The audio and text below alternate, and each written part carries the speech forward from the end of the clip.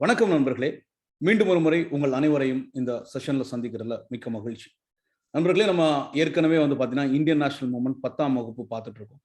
அதோட தொடர்ச்சி, அதாவது 8வது லெசனோட அடுத்த தொடர்ச்சி தான் நம்ம பார்க்க போறோம். ஸோ அதாவது 6, 7, 8 இந்த 3 லெசனும் 5, 7, 8 இந்த 3 லெசன் பார்த்தீங்கன்னா இந்தியன் நேஷனல் மூவ்மெண்ட். 6, 9, 10 பார்த்தீங்கன்னா தமிழ்நாடு ஹிஸ்டரி.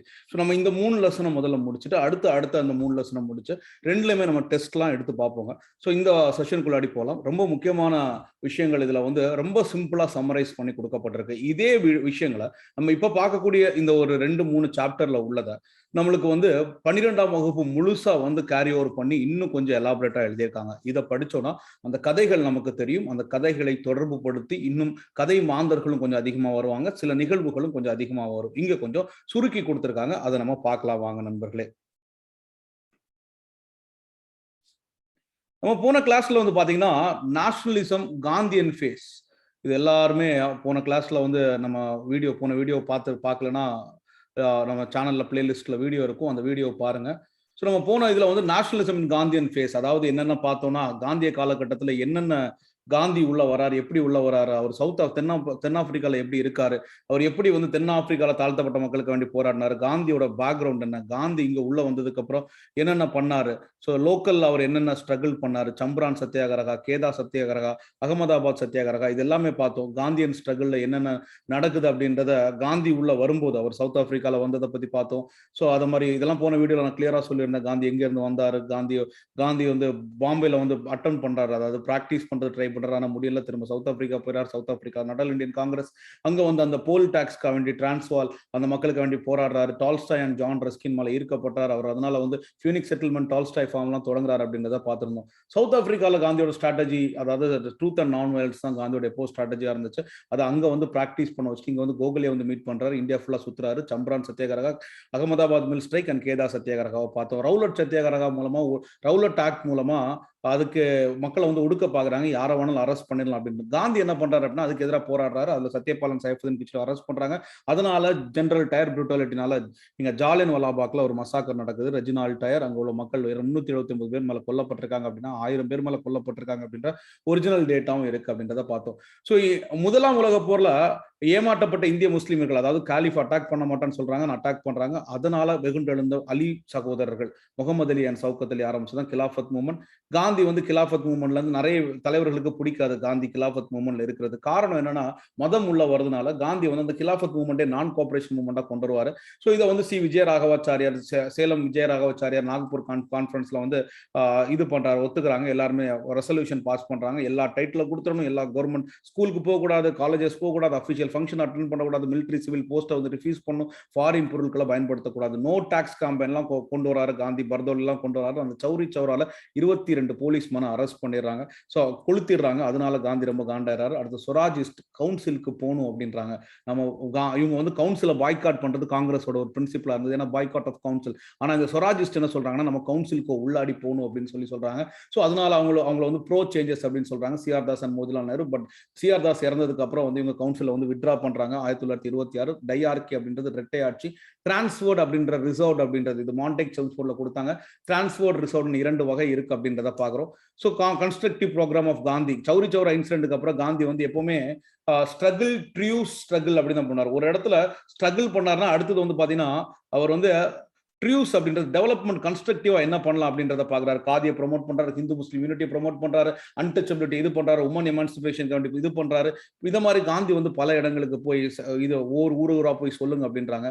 ஸோ இங்க பிரிவினை அப்படின்றது, கம்னல் ரயாட்ஸ், வகுப்புவாத கலவரங்கள் வருது காரணம் ஹிந்து மகாசபா மதன் மோகன் மாலவியா தலைமையிலையும், முஸ்லீம் லீக் அலி பிரதர்ஸ் தலைமையிலையும் அது ஒரு ஒரு வயலண்டா தொடங்க ஆரம்பிக்குது அப்படின்றத பாக்குறோம், ரிவால்ட்ஸ். ஸோ காந்தி முகமது அலி ஜின்னா கூட அப்ப என்ன சொல்றாங்கன்னா இந்து முஸ்லீம் யூனிட்டி ரொம்ப தேவை அப்படின்றத பாக்குறாங்க. சைமன் கமிஷனை பாய்காட் பண்றாங்க, ஏன்னா 7 பேருமே வெளிநாட்டுக்காரங்க, ஒரு இந்தியர்கள் கூட கிடையாது. சைமன் கமிஷன் இந்தியாவுக்கு வேண்டி நிறைய நம்ம இந்தியாவுக்கு வேண்டிய ஒரு கான்ஸ்டியூஷனல் ரிஃபார்ம் கொண்டு வராங்க. லாலா லஜ்பத் ராய் இதில் கொல்லப்படுறாரு அப்படின்றத பார்த்தோம். நேரு ரிப்போர்ட் 1928 பீர்கன் ஹெட் வந்து சேலஞ்ச் பண்றாரு. நேரு வந்து ஒரு ரிப்போர்ட் கொடுக்குறாரு, Dominion status for India. So election central provisional state வந்து ஜாயிண்ட் அண்ட் மிக்சட் எலக்ட்ரோரேட்ல கொண்டு போகணும் அப்படின்னு சொல்றாரு. ஸோ முஸ்லீம்களுக்கு அவங்க இருக்கக்கூடிய மைனாரிட்டிஸ்ல வந்து அவங்களுக்கு இதுவும் ஹிந்து மைனாரிட்டிஸ்க்கு வந்து அவங்களுக்கும் வந்து தனியாக வந்து ரிசர்வேஷன் கொடுக்கணும் அப்படின்னு சொல்றாரு. ஃபண்டமெண்டல் ரைட்ஸை பத்தி பேசுறாரு, யூனிவர்சல் அடல்ட் பிரான்ச்சைஸ் பத்தி பேசுறாரு. இதெல்லாம் நம்ம போன கிளாஸ்ல பார்த்துருப்போம். ஸோ ஆனால் ஜின்னா வந்து இதை ஒத்துக்க மாட்டேங்கிறாரு. இதில் அமெண்ட்மெண்ட் வேணும், 1/3 வந்து முஸ்லீம்ஸாக தான் இருக்கணும் அப்படின்றாரு. ஜின்னா வந்து 14 பாயிண்ட்ஸ் கொடுக்குறாரு. தேஜ் பகதூர் சாப்பிட கூட இதை ஒத்துக்கிறாரு. ஓகே, நம்ம இதில் பெரிய இது வராது, பெரிய சேஞ்சஸ் வராது 1/3 கொடுக்குறதுனால. ஆனால் வர கட்சிகள் ஆல் பார்ட்டி கான்ஃபரன்ஸ் அதை ஒத்துக்க மாட்டேங்கிறாங்க. ஸோ அதுக்கப்புறம் வந்து பார்த்தீங்கன்னா இதை வந்து ரிஜெக்ட் பண்ணால ஜின்னா வந்து ஹியூமிலேட் பண்ணப்படுறாரு. ஜின்னா வந்து அப்பத்துலேருந்து ஒரு முடிவு எடுக்கிறார். நம்ம வந்து கொஞ்ச நாள் அவர் வரவே இல்லை, அதுக்கப்புறம் வராரு, தனி நாடு அப்படின்ற ஒரு கோரிக்கையை ஜின்னா வைக்கிறாரு. இது நேரு ரிப்போர்ட். இப்போ இதுல இருந்தா இன்னையோட வகுப்பு ஆரம்பிக்கிறோம் நண்பர்களே. ரைட், the struggle for பூர்ண ஸ்வராஜ் அப்படின்றதும் சிவில் டிசோபீடியன்ஸ் மூவ்மெண்ட்டும் ரெண்டுமே ஒன்னோட ஒண்ணு தொடர்புடையது. அதாவது 1928 நேரு ரிப்போர்ட் கொடுத்து 1928 நேரு ரிப்போர்ட்டை வந்து ரிஜெக்ட் பண்றாங்க பிரிட்டிஷ். இப்போ நீங்க தானப்பா சொன்னீங்க எங்களுக்கு ஒரு இது கொடுங்க, நாங்க வந்து பண்ணிக்கோ, எங்களுக்கு ஒரு கான்ஸ்டியூஷன் நீங்களே உருவாக்குங்க அப்படின்னு சொன்னீங்க. ஆனா நீங்க அக்செப்ட் பண்ண மாட்டேங்கிறீங்களே. they are not satisfied. நீங்க கொடுக்கக்கூடிய அப்படின்னா அந்த டொமினியன் ஸ்டேட்டஸே எங்களுக்கு வேண்டாம், எங்களுக்கு வந்து கம்ப்ளீட் இண்டிபெண்டன்ஸ் வேணும், முழுமையான சுதந்திரம், எங்களுக்கு டொமினியன் அந்தஸ்து தேவையில்லை, நீங்க வந்து கொடுக்கவே மாட்டேங்கிறீங்க, நாங்க சாட்டிஸ்ஃபைட் கிடையாது, டொமினியன் கொடுத்தாலும் நாங்க சாட்டிஸ்ஃபைட் கிடையாது, எங்களுக்கு முழு சுதந்திரம் வேணும் அப்படின்னு காங்கிரஸ் செஷன். சோ இதை வந்து யாரு இது நேரு ரிப்போர்ட்ல இருக்கக்கூடிய விஷயங்களை எதிர்த்து சொல்றது வந்து ஜவஹர்லால் நேரு, அதாவது மோதிலால் நேரு ரிப்போர்ட், ஜவஹர்லால் நேரு, சுபாஷ் சந்திர போஸ் அதுக்கு எதிர்த்து கிளர்ச்சி எழுறாங்க. உடனே காந்தி எல்லாம் சொல்றாரு, அமைதியா இருங்கப்பா, நம்ம வந்து போலாம், நம்ம வந்து 2 வருஷம் டைம் கொடுப்போம், 2 வருஷம் டைம் கொடுத்து அவங்க வந்து ஒத்துக்கல அப்படின்னா நம்ம வந்து சிவில் டிசோபீடியன்ஸ் மூவ்மெண்ட் லான்ச் பண்ணலாம் அப்படின்றாங்க. உடனே ஜவஹர்லால் நேரு சொல்றாரு 2 வருஷம்லாம் முடியாது, 1 வருஷம் அப்படின்றாங்க. சரி 1 வருஷம். சோ அப்படி இல்லைன்னா நம்ம கம்ப்ளீட் இண்டிபெண்டன்ஸ் கேட்கணும் அப்படின்னு சொல்றாங்க. சோ அவங்களும் எதுவுமே கண்டுக்கல. 1929 கம்ப்ளீட் இண்டிபெண்டன்ஸ் கேட்கிறாங்க. இந்த இண்டிபெண்டன்ஸ் கேட்கறதோட அடுத்த கட்டமான போராட்டத்தையும் கொண்டு வராங்க. அதுதான் சிவில் டிசோபீடியன்ஸ் மூவ்மெண்ட், சட்ட மறுப்பு இயக்கம். நான் உங்களோட சட்டத்தை நான் இது பண்ண மாட்டேன். எப்படி நீங்க டாக்ஸ் பே பண்ணணும்னு சொன்னா நான் பேமெண்ட் ஆஃப் டாக்ஸஸ், நீங்க ஒரு உப்பு காய்க்க கூட சொன்னா அந்த உப்பை காய்ப்போம், உங்களோட சட்டத்தை மீறணும், சட்ட மறுப்பு போராட்டம், சிவில் டிசோபீடியன்ஸ் மூவ்மெண்ட் நடக்குது.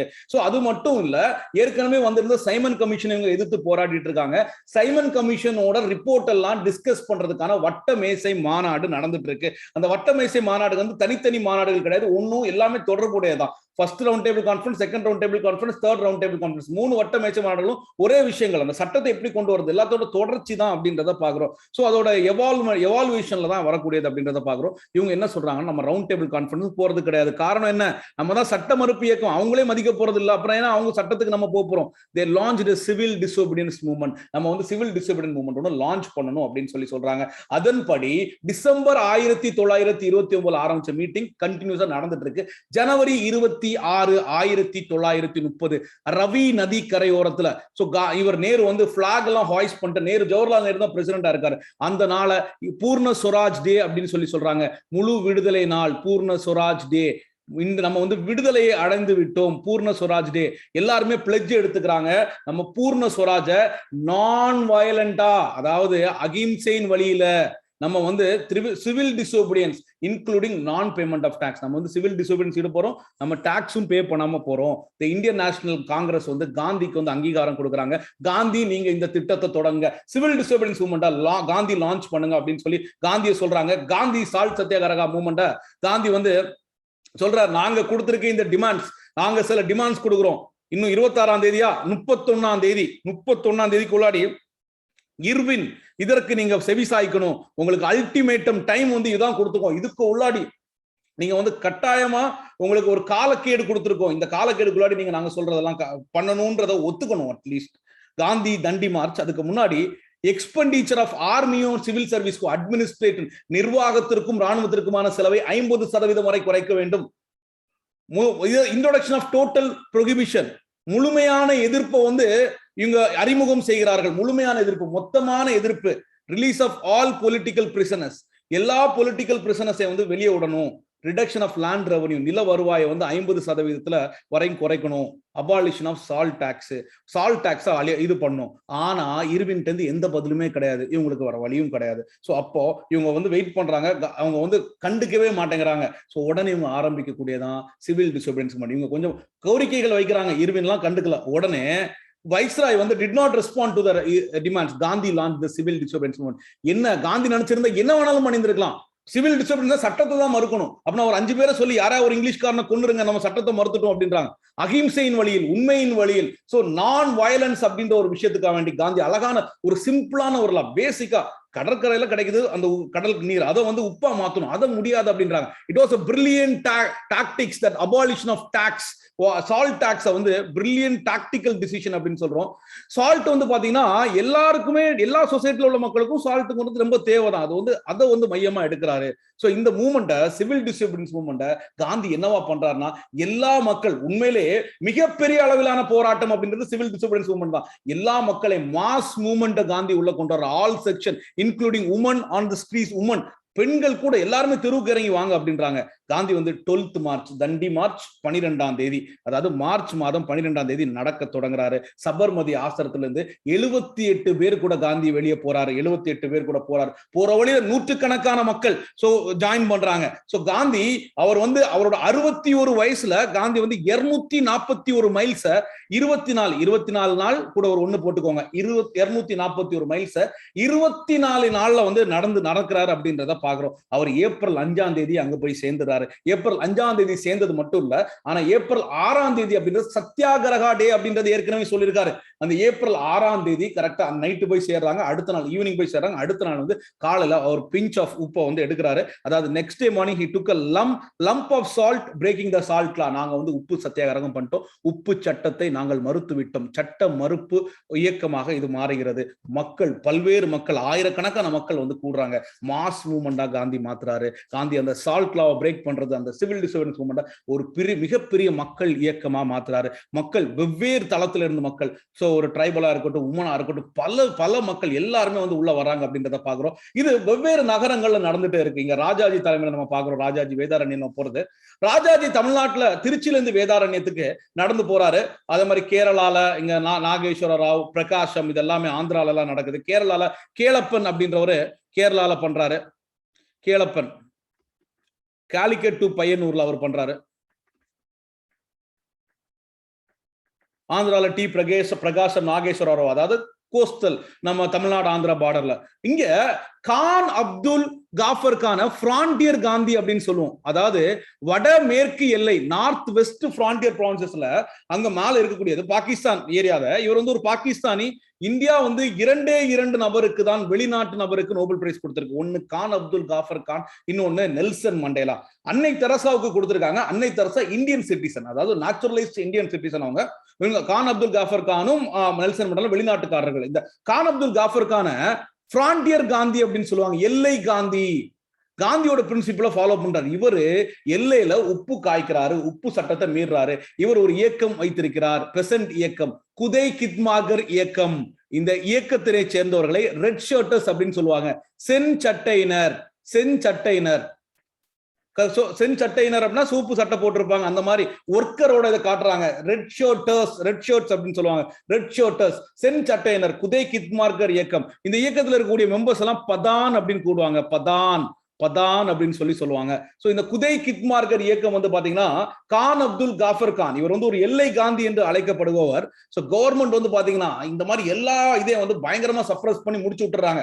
சோ இங்க ஒரு இடத்துல அன்ஆர்ம்டா, ஆயுதமே இல்லாம சத்தியாகிரக போராட்டம் பண்ணிட்டு இருக்கக்கூடிய மக்களை நீங்க சுடுங்கடா அப்படின்றாங்க. அது எப்படி எங்க மக்களை நாங்க சுட முடியும்? அவங்க போராடுறாங்க, நாங்க முடியாது அப்படின்னு சொல்லி கர்வாலி ரெஜிமெண்ட், அந்த கர்வாலி படைத்தளத்தை சேர்ந்த சோல்ஜர்ஸ், வீரர்கள் மக்களை, ஆயுதம் இல்லாத சத்தியாகிரகிகளை சுட மாட்டேன் அப்படின்றாங்க.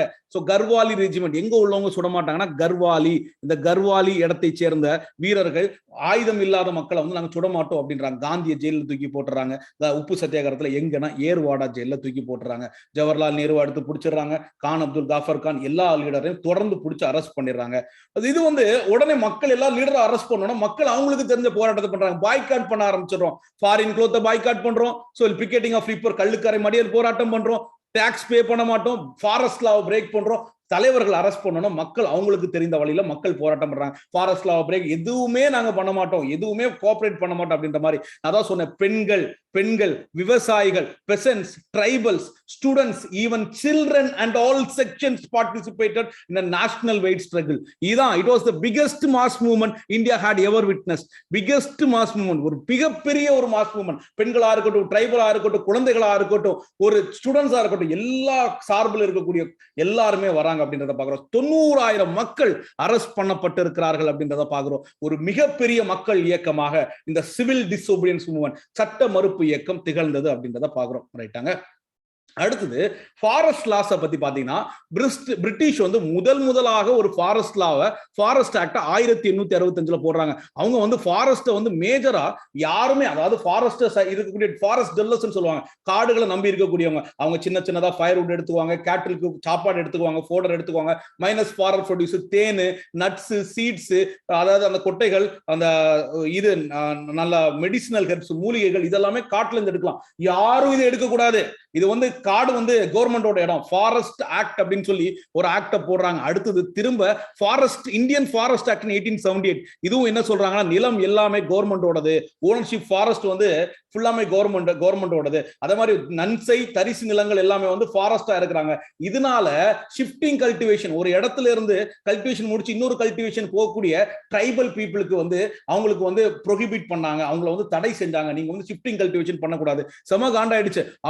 அவங்களோட இடத்துல இருந்து அவங்கள தவிர்த்து அவங்களுக்கு வந்து பாத்தீங்கன்னா செம காண்டாயிடுது. இதனால அவங்க இதை வந்து எதிர்க்கிறாங்க. எங்களோட இடத்துல இருந்து எங்களை நீங்க தவிர்க்கிறீங்களா? இதை யார் எடுக்கிறாங்கன்னா, ஆதிவாசிகளும் தேசியவாதிகளும். சோ ஆதிவாசிஸ் அண்ட் நேஷனலிஸ்ட் இந்த ரெசிஸ்ட் பண்றாங்க. எங்களோட இடத்துல இருந்து நீ எப்படி எங்களை போக சொல்லலாம்? சோ நீ வந்து எங்களோட இடத்துல எங்களுக்கு ஒரு தேன் கூட எடுக்க முடியாதா? எங்களுக்கு ஒரு ஃபாரஸ்ட் ப்ரொடியூஸ் எடுக்க முடியாதா? எங்களுக்கு ஒரு ஃபயர்வுட் எடுக்க முடியாதா? இது எங்களோட இடம், எங்களை நீ வெளியே போக சொல்றேன் அப்படின்னு சொல்லி ஆதிவாசிஸும் நேஷனலிஸ்ட் இது பண்றாங்க. இதுல ரொம்ப முக்கியமானவர் யார் அப்படின்னா, அல்லூரி சீதாராமு ராஜு அப்படின்றவர், ராம்பாவை சேர்ந்தவர். சோ அல்லூரி சீதாராமு ராஜு ரொம்ப முக்கியமான பேர், நல்லா ஞாபகம் வச்சுக்கோங்க. அல்லூரி சீதாராம் ராஜு. சோ இவர் வந்து பாத்தீங்கன்னா ராம்பா மக்களை வந்து இது பண்றாரு ஈஸ்டர்ன் காட்ஸ்ல. சோ இந்த ஆதிவாசி ஈஸ்டர்ன் காட்ஸ்ல இருக்கக்கூடியவங்க, விசாகப்பட்டினம் அந்த கோதாவரி டிஸ்ட்ரிக்ட்ஸ்ல இருக்கக்கூடிய இவங்கள, சோ அந்த மக்கள் தான் அந்த ஈஸ்டர்ன் காட்ஸ்ல இருக்கக்கூடிய அவங்களுக்கு இந்த ஏரியா வந்து ஆதிவாசிஸ் ஏரியாங்க. இது வந்து அப்படின்னு அவர் மாத்துறாரு, அல்லூரி சீதாராம ராஜா. சோ இந்த ஆதிவாசிஸ் வந்து இவரோட தலைமையில வந்து போறாங்க.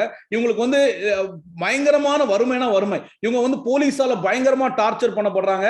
அது மட்டும் இல்ல, ஃபாரஸ்ட் ஆபீசர், ரெவன்யூ அபிஷியல்ஸ், அதாவது ஃபாரஸ்ட் ஏரியா, அந்த மன்னியம் அப்படின்னு சொல்லுவாங்க, ஃபாரஸ்ட் ஏரியாவும் மன்னியம் அப்படின்னு சொல்றாங்க, இவங்க பயங்கரமா டார்ச்சர் பண்ணப்படுறாங்க. இவங்களுக்காக வேண்டி சப்போர்ட் பண்ணவர் தான் இந்த ராஜு. இவர் சப்போர்ட் பண்றதை பார்த்துட்டு பிரிட்டிஷ் வந்து இவரை எப்படியாவது கொன்னாகணும் அப்படின்னு சொல்றாங்க. ஒரு ஸ்பெஷலான ஒரு மலபார் போலீஸ் டீமை கொண்டு வர்றாங்க, அனுப்பிச்சு விடுறாங்க 1924. சோ ராம்பா ஆதிவாசிஸ் இவர் அவங்களுக்காக வேண்டி உயிர்த்திருக்கிறார், ஒரு தியாகியாக உயிர்த்திருக்கிறார். இவரை வந்து கொன்னுறாங்க அப்படின்றத பாக்குறோம். சோ அல்லூரி சீதாராமு ராஜு அப்படின்னா, இந்த இடத்துல forest act 1865, Indian forest act 1878, மக்களுக்கு வந்து உரிமைகள் கொடுக்கல. அல்லூரி சீதாராம் ராஜு யாருக்காக அப்படின்னா, ட்ரைபல் பீப்புளுக்காக வேண்டி ஈஸ்டர்ன் காட்ஸ்ல விசாகப்பட்டினம் சைடுல உள்ள மக்களுக்கு வேண்டி போராடினாரு. ஒரு மன்னியம் ஃபாரஸ்ட் ஏரியாலாம் பயங்கரமான police torture, revenue officer, forest ஆபீசரோட டார்ச்சர் பண்றாங்க. சோ ஸ்பெஷல் மலபார் ஃபோர்ஸ் அம்சி இவரோட உயிரை வந்து பறிக்கிறாங்க அப்படின்றத பாக்குறோம். இவர் எல்லாருக்கும் வேண்டி உயிரை துறக்கிறார் அப்படின்றதையும் பாக்குறோம். அடுத்தது இப்போ ஒரு குழப்பமான சூழ்நிலை. அங்க ஏற்கனவே நம்ம சிவில் டிசோபீடியன்ஸ் மூவ்மெண்ட் வந்து எல்லாரும் ஜெயில இருக்காங்க. இவங்களுக்கு சைமன் கமிஷன் கொண்டு வந்ததே சட்டத்தை கொண்டு வரணும். அதாவது 1919 ஒரு சட்டம் கொண்டு வந்தாங்க. அந்த சட்டத்தை ரிவ்யூ பண்றதுக்கு வேண்டி வந்ததா இந்த கமிஷன். இதுவும் ரிப்போர்ட்டை சப்மிட் பண்ணியாச்சு. இப்போ இந்த ரிப்போர்ட் எல்லாம் வச்சு அடுத்த ஆக்ட கொண்டு வரதுக்கான ஒரு முயற்சியை கொண்டு வராங்க. வட்டமேசை மாநாடு லண்டன்ல நவம்பர் 1930, பொதுவா நவம்பர் டிசம்பர்ல நடக்கும். இரண்டாவது வட்டமேசை மாநாடு செப்டம்பர்ல நடக்கும். சரியா? நவம்பர் 1930 நடக்கும். ராம்சே மெக்டொனால்ட் தான் பிரிட்டிஷோட பிரசிடென்ட் ஆயிருக்காருங்க. சோ அவர் வந்து என்ன சொல்றாருன்னா, ஒரு கூட்டாட்சி வித் மாகாணங்களுக்கு சுய ஆட்சி. So federation with provisional autonomy, மாகாணங்களுக்கு ஃப்ரீயான ஒரு கூட்டாட்சி, அந்த ஐடியா வந்து இவர் ப்ரப்போஸ் பண்றாரு. இங்க வந்து ஒரு டெட்லாக், ஒரு மிகப்பெரிய பிரச்சனை என்னன்னா, separate electrolytes for the minorities தான் பெரிய டெட்லாக்கா இருக்கு. காங்கிரஸ் வந்து இந்த செஷனை அட்டெண்டும் பண்ணல. ஏன்னா எல்லா தலைவர்களும் ஜெயில இருக்காங்க.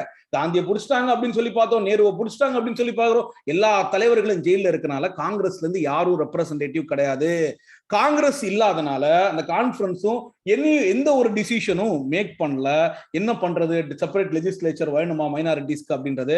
ஸோ காங்கிரஸ் பார்ட்டிசிபேஷன் இல்லாம இதுல வந்து ஒரு வேல்யூவும் இல்லை, ஒரு மதிப்பும் இல்லை அப்படின்றத புரிஞ்சுக்கிட்டவங்க காந்தியை அன்கண்டிஷனலா காந்தி ரிலீஸ் பண்ணிடுறாங்க. எந்த கண்டிஷனும் இல்லாம காந்தி ரிலீஸ் பண்ணிடுறாங்க. நல்லா புரிஞ்சுக்கோங்க. காந்தியை ரிலீஸ் பண்ணிட்டு காந்திக்கும் அப்ப இருக்கக்கூடிய இர்வின், காந்தி வந்து ஜனவரி 31க்குள்ளாடி நீங்க பதில சொல்லுங்க அப்படின்னு சொல்லியிருந்தாரு இர்வினுக்கு.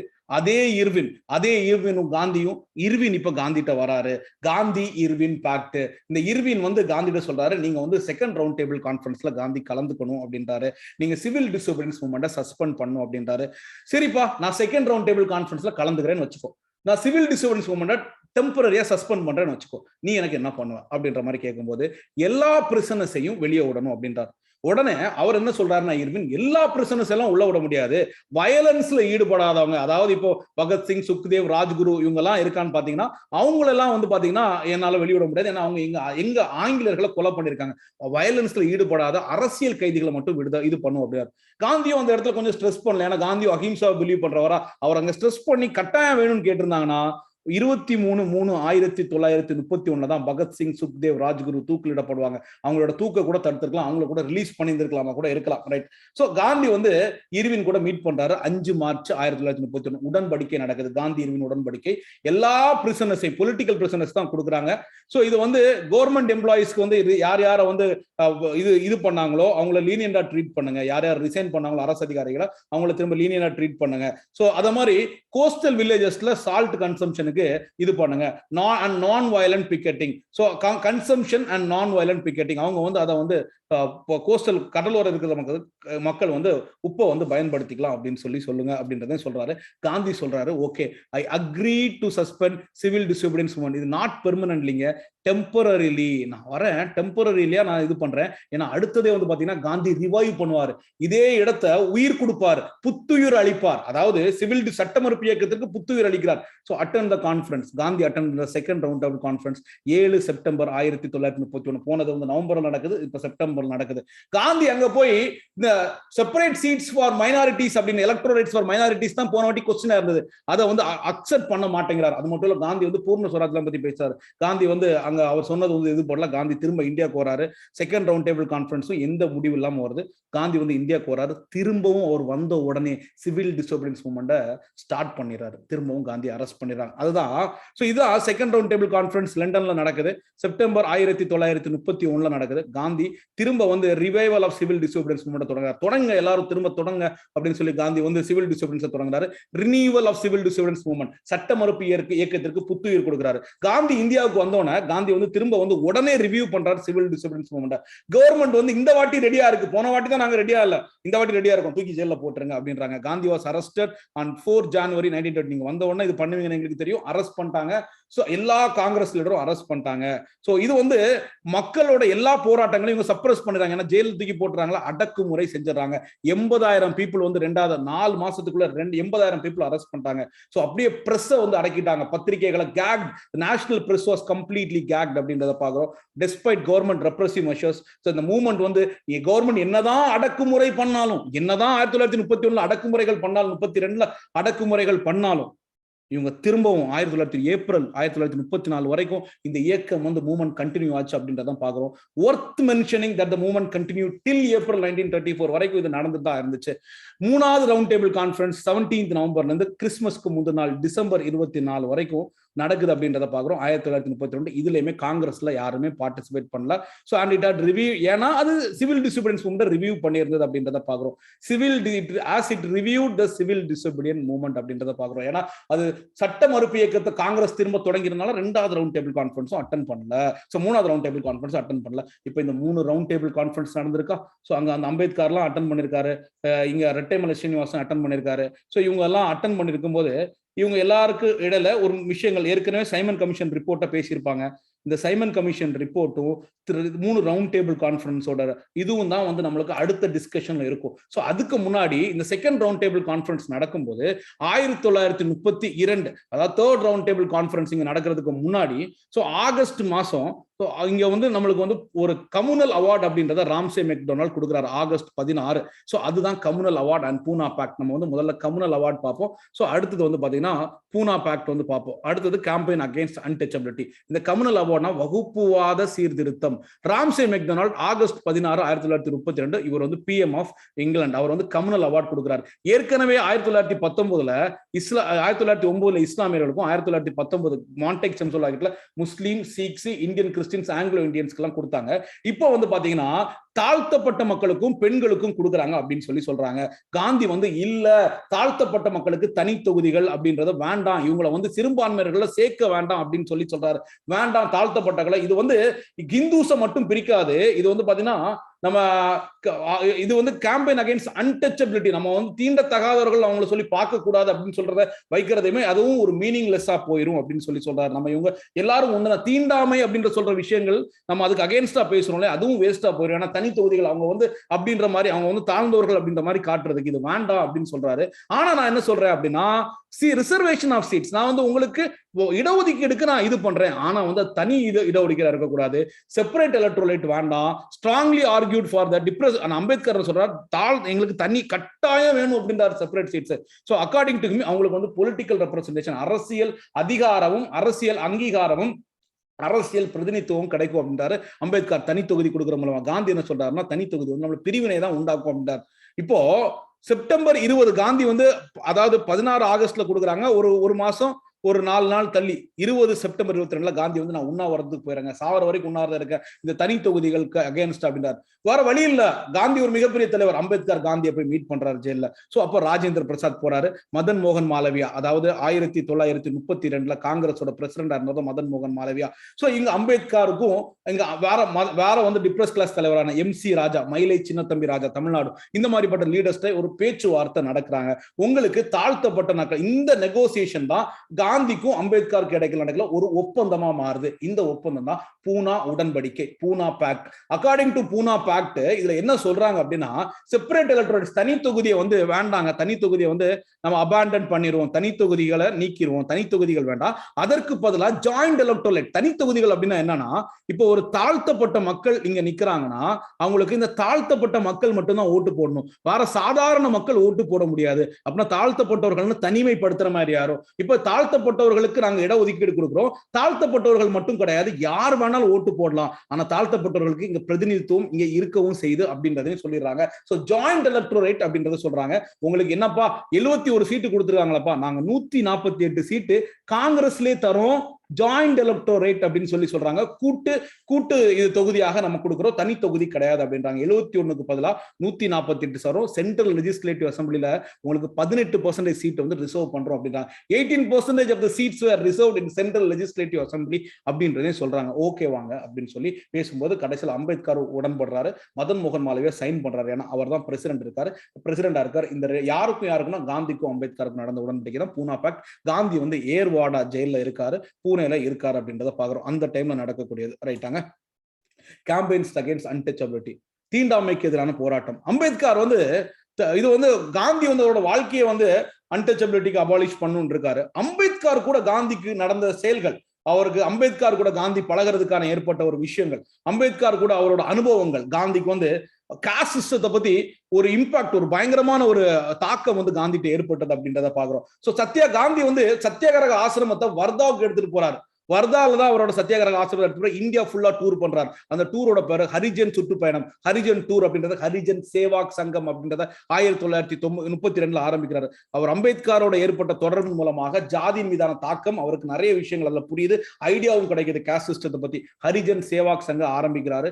இந்த எல்லா வித பாகுபாடுகளும் அகற்றுறதுக்காக வேண்டி, to removal of the all discrimination, Gandhi started Harijan Sevak Sangh அப்படின்றத பாக்குறோம். சோ காந்தி அவர் என்ன அப்படி சொல்றாருன்னா கல்விங்க, இன்னொன்று வந்து health and education, health education hygiene, சுகாதாரமா இருக்கணும், நல்ல தூய்மையா இருக்கணும், அதை வந்து மக்கள்கிட்ட சொல்றாரு. டிப்ரஸ் கிளாஸ் பீப்புள், அத மாதிரி தாழ்த்தப்பட்ட மக்கள் வந்து அவங்க வந்து ஈவில் பிராக்டிஸ் தானே, மதுக்கெல்லாம் அடிமையா இருப்பாங்க, அந்த மது பழக்கத்துல இருந்து வெளியே வரணும். ஸோ எஜுகேஷன், கிளீனினஸ், கிளீனும் ஹைஜீனும் ரொம்ப ஒண்ணுதான். ஸோ அதாவது சுத்தம், சுகாதாரம், கல்வி, அது மட்டும் இல்ல இவங்க வந்து லிக்யூரை விடணும். இதெல்லாம் தான் ஹரிஜன் அவரோட ப்ரொபகண்டாவா இருக்கு. அது மட்டும் இல்ல 2 உண்ணாவிரதம் இருக்காரு 1933 வேண்டிய மக்களுக்காக. நீங்க சீரியஸ் சீரியஸா உணரணும் அப்படின்றது. இதை வந்து பாத்தீங்கன்னா காந்தியோட ரொம்ப முக்கியமானது வந்து டெம்பிள் என்ட்ரி மூவ்மெண்ட், தாழ்த்தப்பட்ட மக்கள் போகணும். ரொம்ப முக்கியமானது டெம்பிள் என்ட்ரி மூவ்மெண்ட். 8 ஜனவரி 1933 வந்து பாத்தீங்கன்னா டெம்பிள் என்ட்ரி டே அப்படின்னு சொல்றோம். இது முக்கியமான ஒரு கேள்வியும் கூடங்க. 8 ஜனவரி 1933 டெம்பிள் என்ட்ரி டே அப்படின்னு சொல்றோம். சோ இவருக்கு வந்து ஆர்த்தடாக்ஸ் ஹிந்துஸ், இவருக்கு ஏன் ஆர்த்தடாக்ஸ் ஹிந்துஸ் அந்த attempt was made as life by, இவங்க என்ன சொல்றாங்கன்னா அப்பர் காஸ்ட் ஹிந்துஸ்லாம் வந்து இவருக்கு ஒரு அகைன்ஸ்டா இருக்காங்க. சோ அவர் வந்து இருந்தாலும் உடலா, ஏன்னா இது வந்து ஒரு ஹிந்துசத்துக்கு அகைன்ஸ்டா நீங்க பண்றீங்க. So fire of the earn the fire, அவருக்கு பேக் ஃபயர் ஆச்சு ஆர்த்தடாக்ஸ் ஹிந்துட்ட.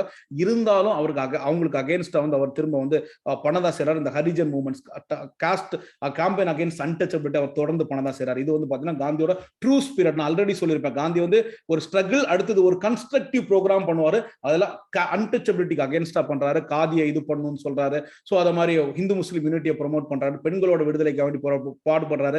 சமூகத்தில் இருக்கக்கூடிய பிரச்சனைகளை மாத்துறதுக்கான ஒரு கன்ஸ்ட்ரக்டிவ் ப்ரோக்ராம் பண்ணிட்டு இருக்காரு. போராட்டம் பண்றாரு, அடுத்தது டெவலப்மெண்ட் பண்றாரு. ஸ்ட்ரகிள், ட்ரூ ஸ்ட்ரகிள் அப்படின்னு சொல்லி இதை சொல்லுவோம். the work among the depressed class and the tribals. depressed classes-க்கும் ட்ரைபல்ஸ்க்கும், அதாவது ஸ்ட்ரகிள் STS ஸ்ட்ராட்டஜி அப்படின்னு சொல்லுவோம். ஸ்ட்ரகிள், ட்ரூஸ், ஸ்ட்ரகிள் ஸ்ட்ராட்டஜி அப்படின்னு சொல்லுவோம்.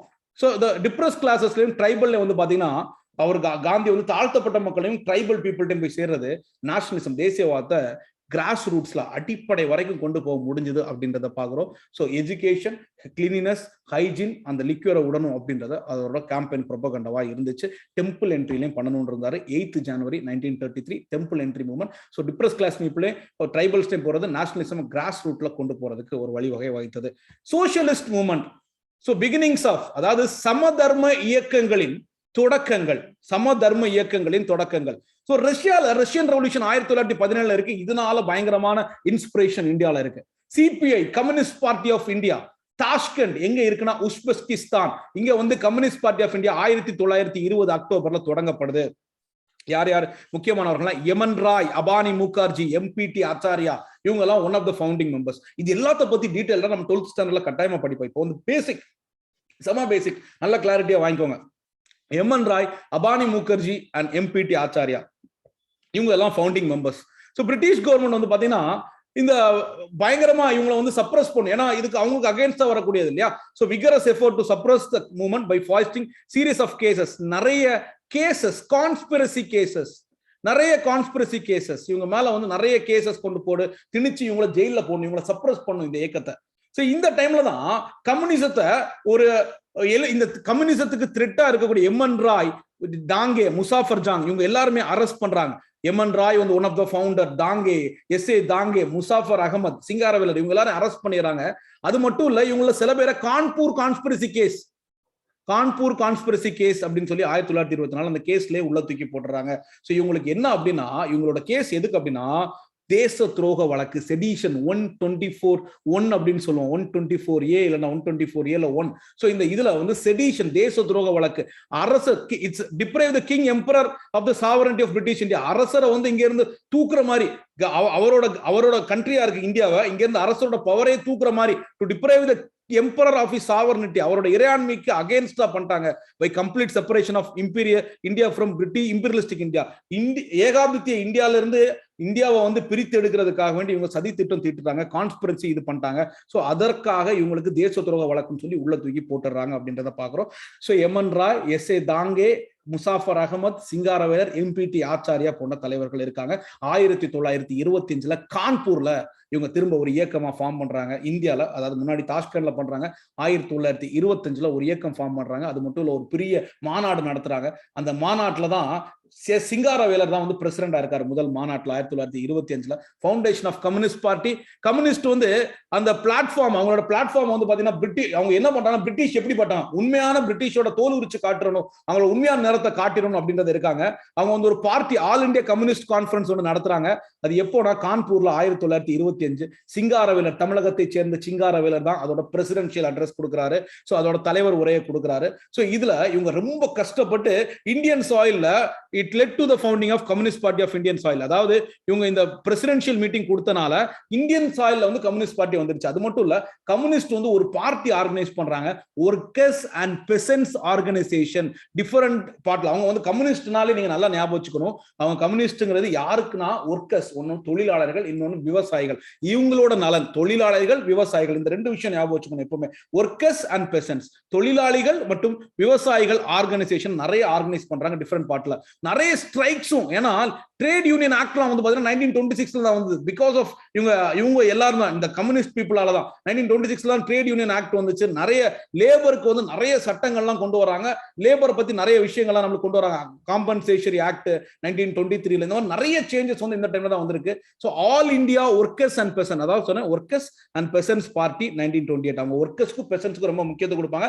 All India workers and Besant party அப்படின்னு சொல்லி 1928 கொடுக்குறாங்க. அடுத்த கேஸ்ல கொடுத்தாங்க. இதை வந்து ஹால்டட் பை அடுத்தது வந்து அவங்களோட ப்ராக்ரஸ் மீரூட் கான்ஸ்பிரசி கேஸ்ல 1929 அடுத்த கேஸ்ல தூக்கி உள்ள போட்டுறாங்க. சோ இந்த மாதிரி Muzaffar Ahmed, SA. Dange, SV. Ghate, Adhikari, PC. Joshi, SS. Mirajkar, Shaukat Usmani, Philip Spratt and 23 இதெல்லாம் 12th ஸ்டாண்டர்ட் இதே படிப்பீங்க.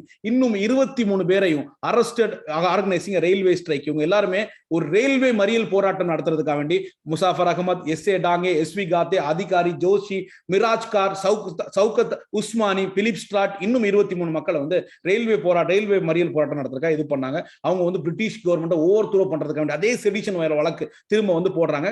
மீரூட் கான்ஸ்பிரசி கேஸ் அப்படின்றத பாக்குறோம். இவங்க மேல தொடர்ச்சியான வழக்குகளை போட்டு இவங்களை சப்ரஸ் பண்ண பாக்குறாங்க. சோ கம்யூனிஸ்ட் பார்ட்டி அப்படின்னா யாரு? அவங்க கம்யூனிஸ்ட் பார்ட்டி என்ன பிரிட்டிஷோட உண்மையான நேரத்தை மக்கள்கிட்ட கொண்டு வரணும் அப்படின்றத அவங்க யூஸ் பண்றாங்க.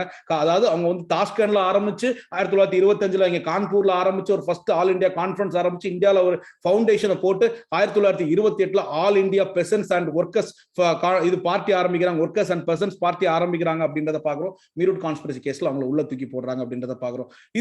இதுல வந்து ரெவல்யூஷனரி ஆக்டிவிட்டிஸ் அப்படின்னு பார்லல ரெவல்யூஷனரி ஆக்டிவிட்டிஸ், புரட்சிகர தேசியவாதம் அப்படின்னு சொல்லலாம். இதை புரட்சிகர தேசியவாதம் என்னன்னா, காந்தி நல்லா கொஞ்சம் பேக்ல போறோம். 1922 சௌரி சௌரா நம்ம போன கிளாஸ்ல பார்த்திருப்போம். இந்த சௌரி சௌரா நிகழ்வுல என்ன நடக்குது அப்படின்னா, நம்ம 22 போலீஸ் மேன கொண்டுறாங்க. காந்தி வந்து சஸ்பெண்டட் நான் கோஆபரேஷன் மூவ்மெண்ட். காந்தி வந்து ஒத்துழையாமை இயக்கத்தை நிறுத்திடுறாரு.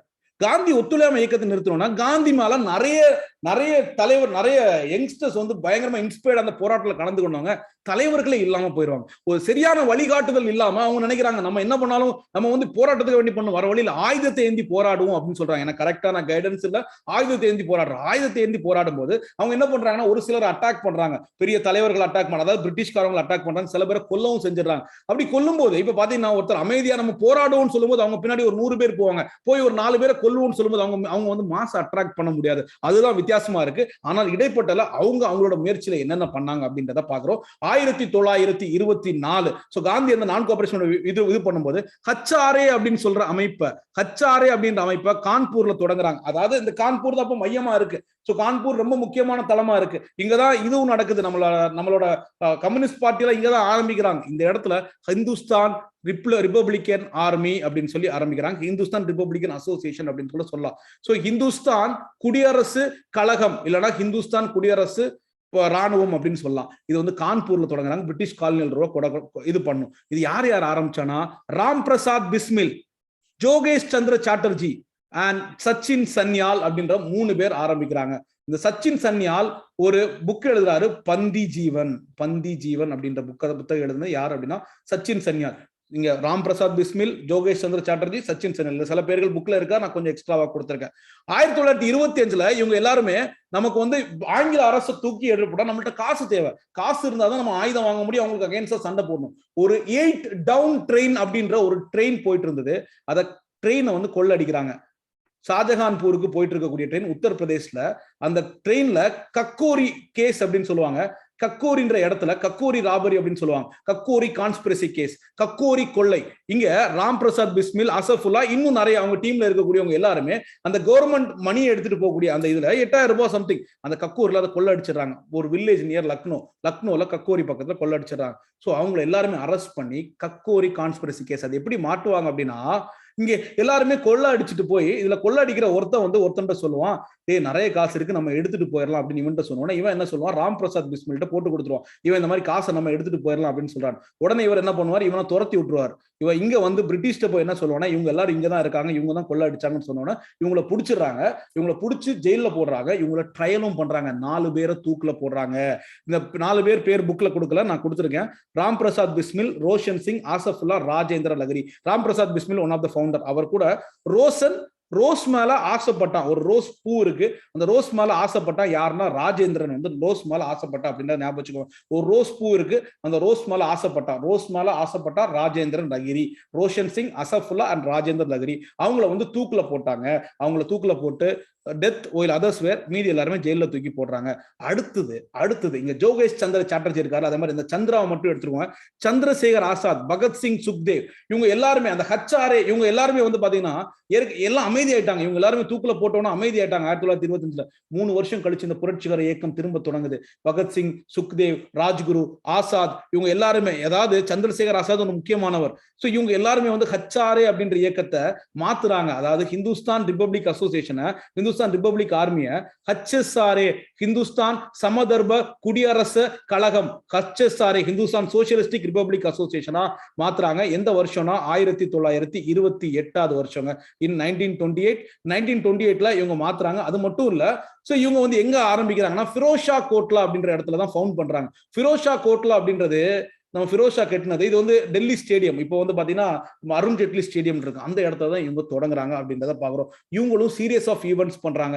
இவங்களும் ஆங்கிலேயரை எதிர்த்து நிறைய, இந்த இயக்கத்தில் இருக்கக்கூடியவங்க தான் பகத்சிங், சுக்தேவ், ராஜ்குரு. இவங்க வந்து சாண்டஸ் லத்தி அதாவது லாலா லஜ்பத் ராயை கொன்னுருவாங்க. அவரை கொன்னவங்களை இவங்க வந்து கொன்னுருவாங்க. சோ அத மாதிரி பார்லிமெண்ட்ல பாம போடுவாங்க பகத்சிங்கும் தத்தும் சேர்ந்து. சோ ஜத்தின் தாஸ் அப்படின்னு ஒருத்தர் இருப்பார், அவர் 64 நாள் உண்ணாவிரதம் இருப்பாரு. சோ இந்த மாதிரி பல போராட்டவாதிகள் வந்து இந்த இயக்கத்துல இருக்காங்க. சாண்டஸ் ஆக்சுவலி ஜேம்ஸ் ஏ ஸ்காட்டை தான் கொல்லணும், ஆனா சாண்டஸை வந்து இவங்க கொல்லுவாங்க. ஜேம்ஸ் ஏ ஸ்காட்டை தான் பிளான் போடுவாங்க. சாண்டஸ் வந்து பாத்தீங்கன்னா இவரும் one of the responsible for Lala Lajpat Rai death. அவரை கொன்னுறாங்க. பகத்சிங்கும் BK தத்தும் 1929 லேபருக்கு அகேன்ஸ்டா ஒரு சட்டம் கொண்டு வருவாங்க. அதற்கு அகேன்ஸ்டா ஒரு அடையாளத்தின் யாரும் கொல்லணும்ன்ற ஒரு ஏமோட இல்ல, ஒரு ஸ்மோக் பாங், ஒரு புகை குண்டை வந்து வீசுவாங்க. சோ இதற்காக வேண்டி இவங்க மேல கான்ஸ்பிரசி கேஸ், லாகூர் கான்ஸ்பிரசி கேஸ் போடுவாங்க.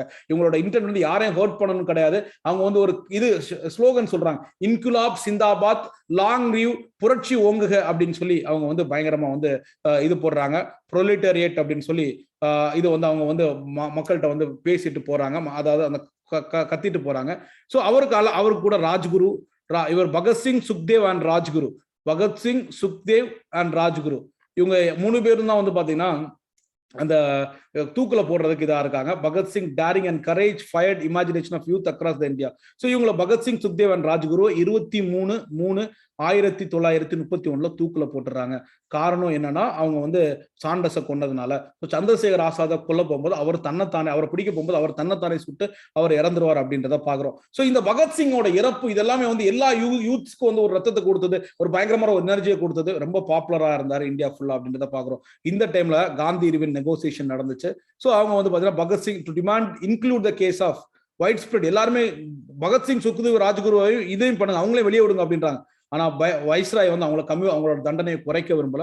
அவர் வந்து கட்டாயம் அவங்களும் டெத் சென்டென்ஸ் கொடுத்தே ஆவேன் அப்படின்றத சொன்னார். இதுதான் நம்ம ஏற்கனவே பேசியிருந்தவங்க ரெவல்யூஷனரி ஆக்டிவிட்டிஸ். இன்னொருத்தர் இருக்காருங்க, சூர்யா சென். சோ சூர்யா அப்படின்னாலே ஆர்மில எல்லாம் இருப்பாரு, வாரணமாயிரம் படத்துல எல்லாம் போற ஆர்மில. அந்த மாதிரி சூர்யா சிட்டகாங் ஆர்மோரி ரைட், சிட்டகாங் ஆயுத கிடங்க வந்து அவர் கொள்ளையடிப்பா. அதாவது அவர் என்ன சொல்ற, காசுக்கு அப்படிதான் நம்ம சண்டை போடுறோம்.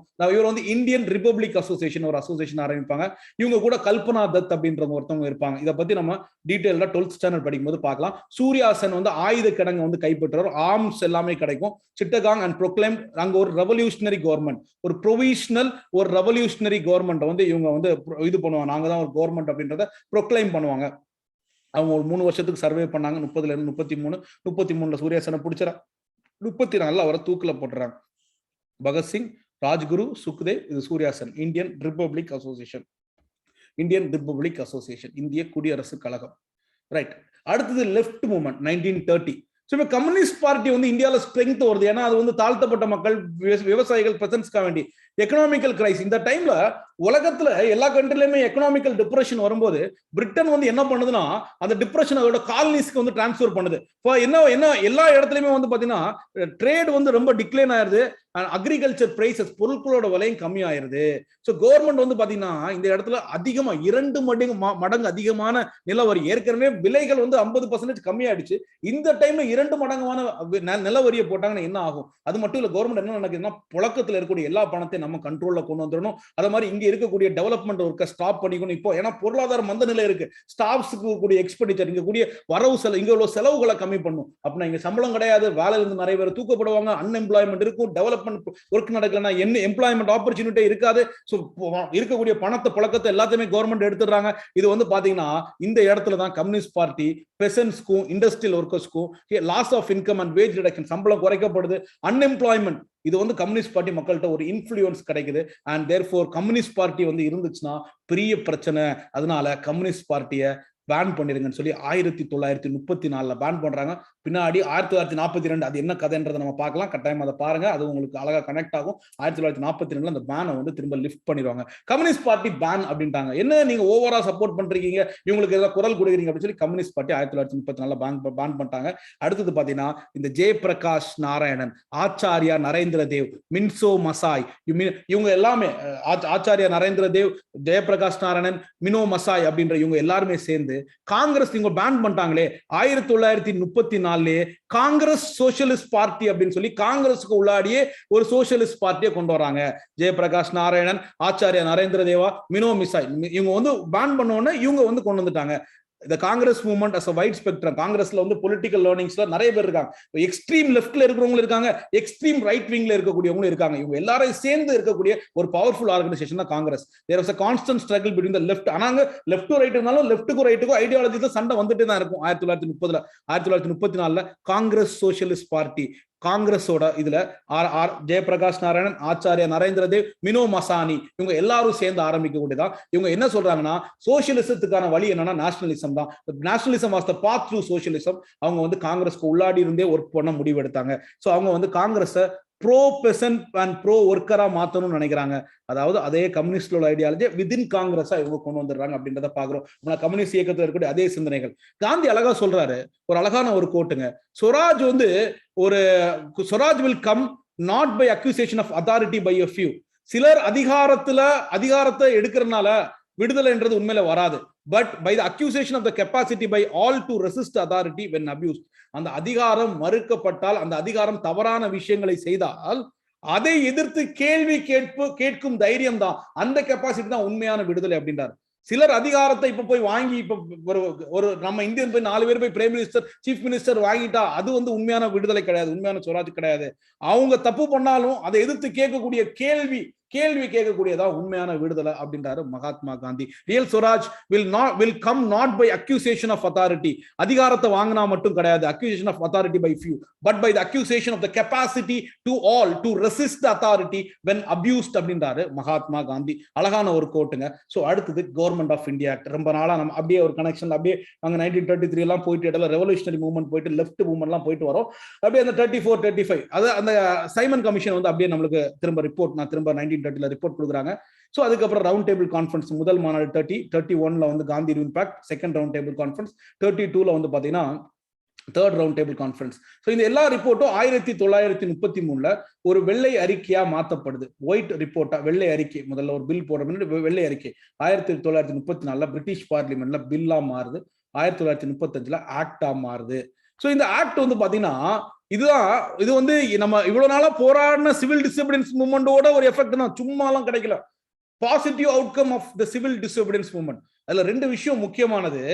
ப்ரொவிஷனல் ஆட்டானமி, மாகாணங்களுக்கு சுய ஆட்சி, டயார்கி அட் த சென்டர். இதுக்கு முன்னாடி டயார்கி அட் த ப்ராவின்சஸ் தான் இருந்து ரெட்டை ஆட்சி, இப்ப ரெட்டை ஆட்சி, மத்தியில ரெட்டை ஆட்சி, transfer reserve.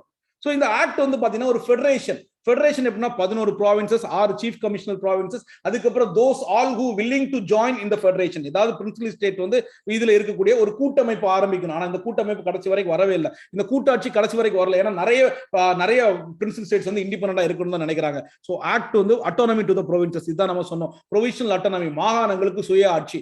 All the subject were transferred to the control of Indian ministers. எல்லா சப்ஜெக்ட் வந்து இந்தியன் மினிஸ்டர்ஸ் கொடுத்திருக்காங்க அப்படின்றத பாக்குறோம். இதுக்கு முன்னாடி வந்து பாத்தீங்கன்னா கவர்னர் ஜெனரல்ட்ட கொடுப்பாங்க. பட் இதுவுமே பேரளவுல தான் இருந்துச்சு, ஆனா உண்மையில வரல. டயார்கி முன்னாடி வந்து ப்ராவின்சஸ்ல மட்டும்தான் இருந்தது. இப்போ வந்து பாத்தீங்கன்னா சென்ட்ரல் கவர்மெண்ட்டுக்கும் டயார்கி எக்ஸ்டெண்ட் பண்ணப்பட்டிருக்கு. மத்திய அரசுக்கும் இரட்டை ஆட்சி இருக்கு அப்படின்றத பாக்குறோம். அதே மாதிரி பிரான்சைஸ் பேஸ்ட் ஆன் ப்ராப்பர்ட்டி, சொத்தை பேஸ் பண்ணி ஓட்டு போடணும். இது அது மட்டும்தான் 10% ஆஃப் த பாப்புலேஷன் தான் ஓட்டு போடுறதுக்கான இது இருந்துச்சுன்னா, இப்போ கூட ஒரு கொஸ்டின் கேட்டிருந்தாங்க. 1921 பெண்களுக்கு எல்லா பெண்களும் ஓட்டு போடுறதுக்கான உரிமை இருந்துச்சு. 1935 10% பேருக்கு தான் ஓட்டு போடுற உரிமை இருந்தது. அதுவும் சொத்து, கல்வி இதெல்லாம் வச்சுதான், சொத்தை வச்சுதான். ஸோ அதே மாதிரி 1935 ஆக்ட் படி தான் பர்மாவும் இந்தியாவும் பிரியவும் செஞ்சது. By this act Burma was separated from India. 1935 act படி அப்படின்னா இது வரைக்கும் கவுன்சிலை பாய்காட் பண்ணணும்னு சொல்லிட்டு இருந்தவங்க தான் காங்கிரஸ். ஏன்னா கவுன்சிலை பாய்காட் பண்றாங்க, ஸ்வராஜ் பார்ட்டிக்காரங்க தான் கவுன்சிலுக்குள்ளாடி என்ட்ரு ஆகுறாங்க. காங்கிரஸ் வந்து அவங்களோட இதுல இந்த ஆக்ட் மூலமா காங்கிரஸ் வந்து கவுன்சிலுக்குள்ள என்ட்ரி பண்ணணும், கவுன்சில்ல அவங்க பாய்காட் பண்ணணும்ன்ற விஷயத்த அதை ரீவார்ம் பண்ணிட்டு அதை ப்ரோஹிபிட் பண்ணிட்டு கவுன்சிலுக்குள்ள என்ட்ரி கொடுக்கறத முடிவு பண்ணிட்டாங்க.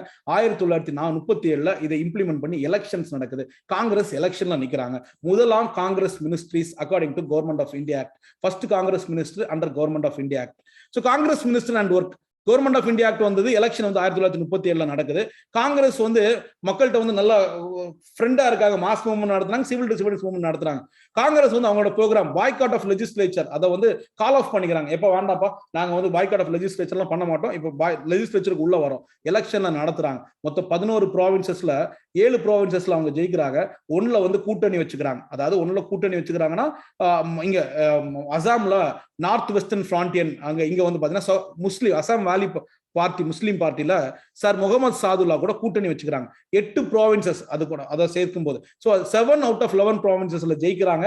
Madras, Bombay, central provinces, united provinces, Orissa, Bihar, north western frontier provinces 7 plus 1 Assam valley Muslim party Mohammed Sadullah கூட கூட்டணி வச்சு 8ல ஜெயிக்கிறாங்க.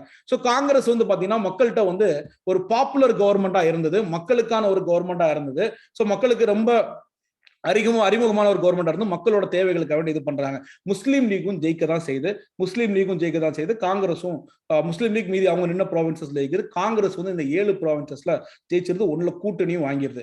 இந்த டைம்ல காங்கிரஸ் மினிஸ்டர்ஸ் அவங்களோட சம்பளத்தை, எங்களுக்கு சம்பளம் வேண்டாங்க, 2000 வேண்டாங்க, 500 ரூபாய் போதும் அப்படின்றாங்க. Were reduced from the salaries of the 2000ல இருந்து 500 ரூபாய். ஏர்லியர் ஆக்ஷன் அகைன்ஸ்ட் நேஷனலிஸ்ட், எதுக்கு முன்னாடி தேசியவாதிகளுக்கு மேல ஏதாவது தாக்குதல் ஏற்பட்டுனா அதை வந்து அது இல்லாம பண்றாங்க. அதுக்கு அகைன்ஸ்ட் ஓகே இந்த சட்டம் இதெல்லாம் செல்லுபடி ஆகாது, அவங்களுக்கு தண்டனை எல்லாம் கொடுக்க கூடாது அப்படின்றாங்க. சோ அதே மாதிரி the act வந்து ரிப்பீல்ட் எமர்ஜென்சி பவர்ஸ் இந்த கவர்மெண்ட் இருந்தக்கூடிய எமர்ஜென்சி போறோம், கவர்மெண்ட் எமர்ஜென்சில என்ன வேணாலும் பண்ணலாம், அதெல்லாம் ரிப்பீல் பண்ணாங்க. சோ பேன் பொலிட்டிக்கல் ஆர்கனைசேஷன் மேல பேன் போட்டு எல்லாத்தையுமே ரிமூவ் பண்ணாங்க எக்ஸப்ட் கம்யூனிஸ்ட் பார்ட்டி. எல்லா பொலிட்டிக்கல் இதெல்லாம் இவங்க கொண்டு வந்தாங்க. கம்யூனிஸ்ட் பார்ட்டி தவிர இது எல்லாத்துலயுமே எல்லா பொலிட்டிக்கல் பார்ட்டியும் பேன், அதாவது எல்லா தடை செய்யப்பட்ட எல்லா அரசியல் கட்சிகளுக்கும் தடை நீக்கப்பட்டது கம்யூனிஸ்ட் பார்ட்டியை தவிர. And removed the restriction of national press. Gauge the national press வந்து அந்த பிரஸ்க்கு இருந்த ரெஸ்ட்ரிக்ஷன்லாம் கம்யூனிஸ்ட் காங்கிரஸ் தான் கொண்டு வராங்க. அதே மாதிரி முன்னாடி போலீஸ் பவர் வந்து பயங்கரமா இருக்கும், எங்க போனாலும் சிஐடி இருக்கும், அந்த பொலிட்டிக்கல் ஸ்பீச்சஸ் எல்லாம் வந்து கண்காணிக்கணும். ஸோ இதெல்லாமே வந்து இது பண்ணிட்டாங்க, டிஸ்கண்டினியூ பண்ணிட்டாங்க. ஸோ இதெல்லாமே கொஞ்சம் நல்ல விஷயங்களா நடந்தது. லெஜிஸ்லேட்டிவ் மெஷர் வந்து பாத்தீங்கன்னா நிறைய சட்டங்கள் கொண்டு வந்தாங்க. கடன்களை, விவசாயிகளோட கடன்களை குறைக்கிறதுக்கும், இண்டஸ்ட்ரியல் லேபர், ஏன்னா labour and person bro party இல்லையா, இண்டஸ்ட்ரியல் லேபரோட கடன்களையும் அவங்களோட ஒர்க்கிங் கண்டிஷனை இம்ப்ரூவ் பண்றதுக்காண்டி கொண்டு வந்தாங்க. டெம்பிள் என்ட்ரி லெஜிஸ்லேஷன் 1937 கொண்டு வராங்க. டெம்பிள் என்ட்ரி லெஜிஸ்லேஷன் உள்ள கொண்டு வராங்க. கோயில் நுழைவு சட்டமும் கொண்டு வராங்க. ஸோ எஜுகேஷனுக்கும், ஏன்னா காந்தி எஜுகேஷன் அண்ட் பப்ளிக் ஹெல்த்துக்கும் ரொம்ப முக்கியத்துவம் கொடுத்தாங்க. இவங்க 1937 இருந்து 1939 தான் இவங்க இருக்காங்க. 2 வருஷம் தான். ஏன் 2 வருஷம் அப்படின்றத பாத்தீங்கன்னா 1939 2ஆம் உலக போர் வந்துரும். இந்த 2ஆம் உலக போர்ல பிரிட்டிஷ் என்ன சொல்லுவாங்க அப்படின்னா, இந்தியன் மினிஸ்டர், இந்த 7 மினிஸ்டர் இருக்காங்க, இவங்க யார்ட்டையுமே கன்சல்ட் பண்ணாம இந்தியா வந்து பாத்தீங்கன்னா, பிரிட்டிஷ் இந்தியா வந்து பாத்தீங்கன்னா இவங்க கூட தான் இந்த போர்ல பிரிட்டிஷ் கூட செயல்படும் அப்படின்றதான் அவங்க சொல்லிடுறாங்க. இந்தியா கூட பாத்தீங்கன்னா இந்தியா வந்து நாசிசத்துக்கு அகைன்ஸ்ட் ஆனவங்க தான், இப்ப ஜெர்மனிக்கு அகைன்ஸ்ட் ஆனவங்க தான், அந்த கொள்கைக்கு அது. ஆனா இந்தியாட்ட ஒரு வார்த்தை யாருமே கேட்கலையே. இந்தியாட்ட கேட்காம, நீ எங்கிட்ட கேட்காம எப்படி நாங்க உங்க கூட அப்படின்றத சொல்ல முடியும் அப்படின்ற ஒரு காண்டுக, without asking proper approval or prior approval from the British Congress ministers, இந்த காங்கிரஸ் மினிஸ்டர் வந்து ரிசைன் பண்ணிடுறாங்க. 1939 வேர்ல்டு வார் வருதுங்க, national movement during the second world war. 1939 இங்க வர ஒரு சண்டை நடக்குது. சுபாஷ் சந்திர போஸ் வந்து காங்கிரஸோட பிரசிடண்டா இருக்கார். 38 அவர் தான் பிரசிடண்ட், 39 ஹரிபுரி திரிபுரி. சோ 39 அவர் தான் பிரசிடண்டா இருக்கார். 39 அவர் செலக்ட் ஆனோன்னா காந்தி வந்து பட்டாபி சீதாராமையாவா காந்தி வந்து கேண்டிடேட்டா காந்தியோட ஆளா நிறுத்திருப்பார். இந்த பட்டாபி சீதாராமையா தோக்கடிச்சுட்டு இவர் ஜெயிக்கிற அளவுக்கு சுபாஷ் சந்திர போஸ்க்கு மக்கள்கிட்ட காங்கிரஸ் கட்சியில ஃபேம் இருந்துச்சு. காந்திக்கு இவருக்கு செட் ஆகல. சுபாஷ் சந்திர போஸ் நான் வந்து ரிசைன் பண்ணிடுறேங்க, நான் வந்து இந்த கட்சியை விட்டு விலகி போயிடுறேன் அப்படின்னு சொல்லிட்டு காந்தி வெளியே போயிட்டு அவர் ஃபார்வர்ட் பிளாக் உள்ள இருந்தும் தொடங்கன்னு நினைச்சாரு. ஆனா அதுக்கும் வழி இல்லை. அவர் ஃபார்வர்ட் பிளாக்னு தனி கட்சி 1939 சுபாஷ் சந்திர போஸ் ஆரம்பிக்கிறாரு. சோ இது வந்து கம்யூனிஸ்ட் வந்து இந்த போரை வந்து ஐயோ இந்த போரை வந்து இம்பீரியலிஸ்டிக் வார் ஏகாப்திய சண்டை போட்டுட்டு இருக்கீங்க அப்படின்னு சொல்லி கம்யூனிஸ்ட் வந்து இந்த போரை எதிர்க்கிறாங்க. அதுக்கப்புறம் சாவியட் யூனியன் அட்டாக் பண்ணிடுறாங்க. எங்க அவங்க கம்யூனிசம் இருக்கக்கூடிய நாடு, அவங்க இன்ஸ்பயர் ஆனதே ரஷ்யா, அந்த ரஷ்யாவை அட்டாக் பண்றாங்க. உடனே அவங்க என்ன சொல்றாங்க, அது வரைக்கும் இம்பீரியலிஸ்டிக் வார் ஏகாப்திய போர்னு சொன்னாங்க, இது மக்களின் போர், பீப்புள்ஸ் போர் அப்படின்னு சொல்றாங்க, பீப்புள்ஸ் வார் அப்படின்றாங்க. பிரிட்டிஷ் கூட இது பண்றோம். பிரிட்டிஷ் சூப்பரா தம்பி, நாங்க உங்களுக்கு பேன் கொடுத்திருந்தாலும் 1934 பேனை லிஃப்ட் பண்ணிட்டோம். Super. As a result, the ban on the Communist Party of India was lifted in the year 1942 lift பண்ணிட்டாங்க. ஸோ இப்போ இங்க வந்து ஒரு சைட்ல ஹிந்து முஸ்லிம் கம்யூனலிசம், இங்க வந்து நேஷனலிசம்ல எப்படி போகுது, இண்டிவிஜுவல் சத்தியாகிரகா முன்னாடி நம்மளுக்கு 1939 நான் தான் சொன்னேன், அந்த வார்ல வந்து இந்தியாட்ட கேட்காம சொன்னால அந்த மினிஸ்டர்ஸ் வந்து 7 பேர் ரிசைன் பண்ணிட்டாங்க. ரிசைன் பண்ணால காங்கிரஸ் வந்து கவர்மெண்ட்ல கிடையாது, கவர்மெண்ட் வந்து டிசல்யூட் பண்ணிட்டாங்க. ஸோ இங்க Hindu Muslim communalism Muslim communalism, வகுப்புவாதம் அண்ட் இந்தியன் நேஷனலிசம், இதனாலதான் பார்ட்டிஷன் வந்துச்சு. முஸ்லீம் லீக் வந்து என்ன பண்றாங்கன்னா, Congress as a Hindu organisation, எப்ப காங்கிரஸ் நீங்க எல்லாமே ஒரு ஹிந்து ஆர்கனைசேஷன் தான், சோ நாங்க மட்டும்தான் முஸ்லீம்களுக்கு ஒரு பிரதிநிதி, நீங்க கிடையாது. காங்கிரஸ் சொல்றாங்க காங்கிரஸ்ல முஸ்லீம்கள் இருக்காங்க, காங்கிரஸ் எல்லா மக்களுக்குமான பிரதிநிதி. முஸ்லீம் லீக் சொல்றாங்கன்னா காங்கிரஸ் வந்து ஹிந்து பார்ட்டி, முஸ்லீம் லீக் தான் முஸ்லீமுக்கான ஒரு ரெப்ரசன்டேட்டிவ் அப்படின்றாங்க. ஹிந்து மகாசபா என்ன சொல்றாங்க, இது வந்து ஒரு extreme right wing of Hinduism. Madan மோகன் மாலவியா, ராஷ்டிரிய சேவாக் சங் RSS, இவங்க என்ன சொல்றாங்கன்னா ஆன்டி முஸ்லிம்களுக்கு அகைன்ஸ்டா இருக்காங்க. Both Hindu Sabha and Muslim League claim that interest of the Hindus and Muslim were different and hostile to each other. அவங்க என்ன சொல்றாங்கன்னா, ஹிந்து சபா அண்ட் முஸ்லீம் லீக் என்ன சொல்றாங்கன்னா, ஹிந்துஸுக்கும் முஸ்லீம்களுக்கும் இன்ட்ரெஸ்டே வேற ரெண்டுமே எதிராக உள்ளது அப்படின்றத சொல்றாங்க அப்படின்றத பாக்குறோம். பிரிட்டிஷ் வந்து பாத்தீங்கன்னா ஏற்கனவே டிவைட் அண்ட் ரூல், ஏற்கனவே partition of Bengal, communal award கொடுத்திருக்காங்க. So had encouraged the western exploit religious differences. So இப்போ இது எல்லாமே ஏற்கனவே பிரிச்சு இப்பவுமே ரிலிஜியஸ் டிஃபரன்சஸ் மூலமா டிவைட் அண்ட் ரூல் பண்றாங்க. ஸோ ரஹமத் அலி 1900 இவங்க வந்து ரிலிஜியஸ் மூலமா இன்னும் டிவைட் பண்ணலாம் அப்படின்னு நினைக்கிறாங்க. ஒரு போராட்டத்தை எக்ஸ்ட்ரா பண்றாங்க. 1933 ரஹமத் அலி ஒரு ஸ்டூடெண்ட், 1933 ரஹமத் அலி ஒரு ஸ்டூடெண்ட் கேம்பிரிட்ஜ் யூனிவர்சிட்டியில அவர் வந்து பாகிஸ்தான் அப்படின்ற ஒரு ஐடியாவை கொண்டு வராரு. ஸோ அவர் பாகிஸ்தான் அப்படின்றது ப்ராவின்சஸ், இது வந்து பஞ்சாப், ஸோ பஞ்சாப், காஷ்மீர், ஸோ இங்க நார்த் வெஸ்டர்ன் ஃப்ரான்டியர், சிந்து, பலூஜிஸ்தான், இது எல்லாத்தையும் கொண்டு வந்ததுதான் பாகிஸ்தான் அப்படின்றத கொண்டு வராரு. பலூஜிஸ்தான் இது எல்லாமே பாகிஸ்தான் அப்படின்றத அவர் கொண்டு வந்தார். Pakistan Punjab provinces, Kashmir, north west frontier provinces, Sindh and Baluchistan, இந்த இடத்த எல்லாத்தையுமே அவர் பாகிஸ்தான் அப்படின்னு சொல்லி ஒரு பேரை வந்து காயின் பண்றாரு. அவர் தான் அந்த ஐடியாவை கொண்டு வராரு. ஸோ முகமது இக்பால் அப்படின்ற ஒரு poet, so who was advocating Hindu Muslim unity, அவர் வந்து லேட்டரா, அவர் முதல்ல வந்து ஹிந்து முஸ்லீம்களை வந்து சேர்ந்து இருக்குன்னு சொன்னவர், லேட்டரா வந்து அவர் வந்து மாத்திக்கிறார் அவரோட ஸ்டான்ஸ், எப்படி முகமது அலி ஜின்னா மாத்தினாரோ. ஸோ அவர் வந்து பாத்தீங்கன்னா செப்பரேட் ஸ்டேட் வேணும் அப்படின்னு சொல்லி சொல்றாரு முகமது இக்பால். இந்தியன் நேஷனலிசம் வந்து பாத்தீங்கன்னா காந்தியா இருக்கட்டும், நேருவா இருக்கட்டும், வல்லபாய் பட்டேலும் அவங்க வந்து இந்தியாவை ஒன்னாவே இருக்கட்டும், சகோதரத்துவத்தோட இருக்கட்டும், பிரிக்க வேண்டாம் அப்படின்னு சொல்றாங்க. காந்தி, நேரு, வல்லபாய் பட்டேல், இது காந்தியவாதிகளோட கருத்துக்களா இருக்கு. இந்த மாதிரி பல்வேறு தரப்புப்பட்ட கருத்துக்கள் இருக்கு. ஒரு காங்கிரஸ்ல இருக்கக்கூடிய extreme right wing Hindu Mahasabha RSS இருக்கு, முஸ்லீம் லீக் இன்னொரு சைட்ல இருக்கு, நாங்க வந்து இப்படிதான் போவோம், இந்த மாதிரி எக்ஸ்ட்ரீம் லெஃப்ட் அண்ட் ரைட் இருக்கக்கூடிய ஒரு ஆர்கனைசேஷனும் காங்கிரஸ் இருக்கு. சோ முஸ்லீம் லீகும் ஒரு சைட்ல வந்து தனி நாடு கேட்கக்கூடிய தொடங்குறாங்க. சோ ஹிந்து முஸ்லீம் லீக் வந்து காங்கிரஸ் இது வந்து நாங்க தான் முஸ்லிம்ஸோட, RSS வந்து ஆன்டி முஸ்லிம் ஸ்டாண்ட் எடுக்குது அப்படின்றத பாக்குறோம். ரெண்டு பேரும் மாறி ஹாஸ்டைல் டு ஈச் அதர் அப்படின்றத நம்ம பார்த்தோம். இந்த டைம்ல முகமது அலி ஜின்னா வந்து 1940 லாகூர்ல வந்து அவர் 2 நேஷன் தியரி அப்படின்றத சொல்றாரு. 2 நேஷன் தியரி. காங்கிரஸ் வெளியே வந்துருச்சு, நான் சொன்னேன், காங்கிரஸ்ல மினிஸ்டர்ஸ் எல்லாம் வெளியே வந்துட்டாங்க. இப்போ வந்து டெவலப்மெண்ட்ஸ், குவிட் இந்தியா மூவ்மெண்ட், அடுத்தது ஒரு முக்கியமான காந்தியோட போராட்டம் குவிட் இந்தியா மூவ்மெண்ட். இது எப்படி வருது? 1940 லின்லித்தோ ஆகஸ்ட் ஆஃபர் ஒன்னு கொடுக்குறாரு. சோ ஒரு ஆஃபர் ஒன்னு கொடுக்குறாரு, அது பேர் தான் ஆகஸ்ட் ஆஃபர். நீங்க காங்கிரஸ்க்கு நீங்க மட்டும், ஏன்னா இவங்க வந்து போருக்கு நாங்க வரமாட்டோம் அப்படின்ட்டாங்க மினிஸ்டர்ஸ், நீங்க சப்போர்ட் மட்டும் பண்ணிட்டீங்கன்னா வார் எஃபோர்ட்டுக்கு நாங்க வந்து உங்களுக்கு என்னென்ன ரிட்டர்ன் பண்ணுவோம் அப்படின்னு சொல்லி சொல்றாரு. அதாவது டொமினியன் ஸ்டேட்டஸ் தரும், வார் அட்வைசரி கவுன்சில் ஒன்று உருவாக்கும், viceroy's executive council more Indian members will be added, constitution வந்து இந்தியன்ஸ் கான்ஸ்டியூஷன் மேக் பண்ண டீம்ல இந்தியன்ஸ் வந்து ஆட் பண்ணுவோம் அப்படின்லாம் சொல்றாரு.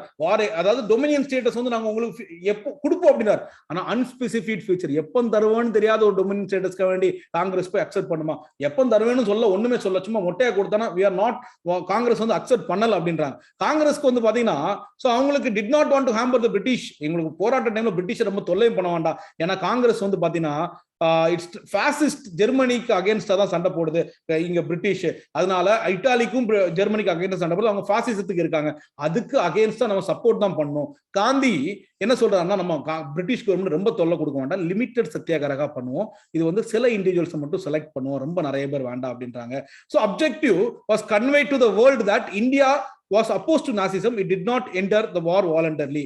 So India என்ன உலகத்துக்கு சொல்றாங்க அப்படின்னா, நாங்க வந்து இந்தியா வாஸ் நாங்க நாசிசத்துக்கு அகைன்ஸ்ட் தான், ஆனா it did not enter the war voluntarily. நாங்க வாலண்டரியா நாங்க வந்து வாருக்குள்ள வரல. நாங்க நாசிசத்துக்கு அகைன்ஸ்டா இருந்தாலும் நாங்க வாலண்டரியா வரல, எங்கிட்ட கேட்காம நீங்க செஞ்சீங்க அப்படின்ற ஒரு எதிர்ப்பை இங்க காட்டுறாங்க. முதலாக காந்தி தேர்ந்தெடுக்கிறாரு பவுனர் ஆசிரமம், மகாராஷ்டிரால இருந்து அக்டோபர் 17 பவுனர் ஆசிரமம், அக்டோபர் 17 1940. வினோபா பாவே தான் முதலான சத்தியாகிரகி, ஃபர்ஸ்ட் இண்டிவிஜுவல் சத்தியாகிரகி வினோபா பாவே. இரண்டாவது யாருன்னா ஜவஹர்லால் நேரு. தமிழ்நாட்டுல யாருன்னா முதல்ல டிஎஸ்எஸ் ராஜன், தமிழ்நாட்டுல டிஎஸ்எஸ் ராஜன். ரெண்டாவது ராஜகோபாலாச்சாரி, அதாவது ராஜாஜி. சோ இவர் பவுனர் ஆசிரமம் மகாராஷ்டிரால இருந்து அக்டோபர் 17 1940 வந்து வினோபா பாவே பூமிதான் மூவ்மெண்ட் ஆரம்பிச்சார்ல, இவர் தான் காந்தியோட முதல் சீடனா இண்டிவிஜுவல் சத்தியாகிரகா பண்றாரு. அந்த வருஷம் முடிகிற வரைக்கும் நடக்குது. ஸோ இந்த 25,000 பீப்புள் வந்து இந்த பீரியட்லயே அரெஸ்ட் ஆகுறாங்க. ஒரு பீரியட்லயே மக்களை அரெஸ்ட் பண்றாங்க அப்படின்றத பாக்குறோம். மார்ச் 22 கிரிப்ஸ் மிஷன், மார்ச் மாசம், அதாவது 23 ஏற்கனவே பார்த்திருக்கோம், 22/3/42 ஸோ இந்த டைம்ல கிரிப்ஸ் மிஷன் வராங்க. ஸோ இந்த கிரிப்ஸ் மிஷன்ல ஸ்டாஃபோர்ட் கிரிப்ஸ் தலைமையில ஒரு தூதுக்குழு அனுப்பிச்சுடுறாங்க. ஸ்டாஃபோர்ட் கிரிப்ஸ் இவர் ஒரு கேபினெட் மினிஸ்டர், பிரிட்டிஷோட கேபினெட் மினிஸ்டர். இங்க பாருங்க கிரிப்ஸும் காந்தியும் பேசிட்டு வராங்க. So Japanese as the Japanese knock the doors of India, Japanese வந்து இங்க வந்து அட்டாக் பண்ண வரும்போது நம்மளுக்கு வந்து இந்தியன் ஆர்மியோட சப்போர்ட் தேவைப்படுது. அப்போ வந்து வர வழியில ஒரு சுமூக பேச்சுவார்த்தை நடத்தணும். காங்கிரஸ்க்கும் பிரிட்டிஷ்க்கும் ஃபெயில்டு நடக்குது. ஆனா இந்த கிரிப்ஸ் மிஷனும் ஃபெயில் ஆயிருது. ஸோ ஏன்னா காங்கிரஸ் வந்து இந்த பிரிட்டிஷ் வந்து உடனே வந்து பவரை வந்து இந்தியன்ஸ்க்கு டிரான்ஸ்ஃபர் பண்ண ரெடியா இல்ல. கிரிப்ஸ் மிஷன் என்ன சொல்றாங்கன்னா, நாங்க உங்களுக்கு டொமினியன் ஸ்டேட்டஸ் தரோம் போர் முடிஞ்சதுக்கு அப்புறம். சோ இது வந்து இந்தியன் பிரின்சஸ் வந்து குட் செப்பரேட், இது வந்து பிரிட்டிஷ் கூட சைன் பண்ணும். நீங்க வந்து டிமாண்ட் ஃபார் பாகிஸ்தான் நீங்க அக்செப்ட் பண்றீங்களா இல்லையா அப்படின்றத பிரிட்டிஷ் இந்தியன் பிரின்சஸ் வந்து சைன் பண்ணும் அப்படின்றத சொல்றாங்க. British control of defence during the war டைம்ல பிரிட்டிஷ் வந்து டிஃபென்ஸை கண்ட்ரோல் பண்ணிக்குவாங்க அப்படின்றத. அது மட்டும் இல்ல, இவங்க டொமினியன் ஸ்டேட்டஸ் கொடுக்கறத வந்து பாத்தீங்கன்னா நம்ம 1928 டொமினியன் கேட்டு அது வேண்டாம்னு சொல்லிட்டு தான் 1929 பூர்ண ஸ்வராஜ் கேட்பாங்க. நாங்க எப்பவோ கேட்டதை இன்னைக்கு கொடுக்குறீங்க, அன்னைக்கு கேட்டதை இன்னைக்கு உள்ள டேட் போட்டு கொடுக்குறீங்க. Post dated check. காந்தி வந்து இதை வந்து post dated check in crashing bank அப்படின்னு சொல்லுவார்.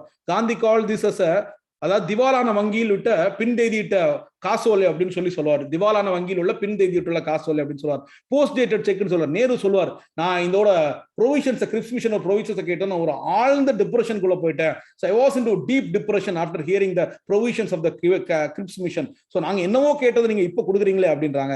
ஸோ காங்கிரஸும் முஸ்லீம் லீக்கும் இந்த கிரிப்ஸ் மிஷனை வந்து இது பண்றாங்க, ரிஜெக்ட் பண்றாங்க, எதுவுமே அக்செப்ட் பண்ணல. Grips தூதுக்குழு failure. ஸோ இப்போ இதோட ஒரு எஃபெக்ட், நம்ம கிரிப்ஸ் தூதுக்குழுக்கு ஒரு எஃபெக்ட். இதுதான் நம்மளோட டூ ஆர் டை அப்படின்ற ஒரு ஈவெண்ட். இந்த ஈவெண்ட் தான் நம்ம எதுக்கு போயிட்டு இருக்கோம்? குவிட் இந்தியா மூவ்மெண்ட்டுக்கு போயிட்டு இருக்கோம். Individual Satyagraha, Cripps mission, do or die call. அதாவது கிரிப்ஸ் மிஷன் வந்து பாத்தீங்கன்னா நம்மளுக்கு டிசப்பாயிண்ட் இருந்தனால, சோ இங்க வார் டைம்ல வந்து பாத்தீங்கன்னா மக்கள்கிட்ட வந்து ஒரு அதிருப்தி வந்தது.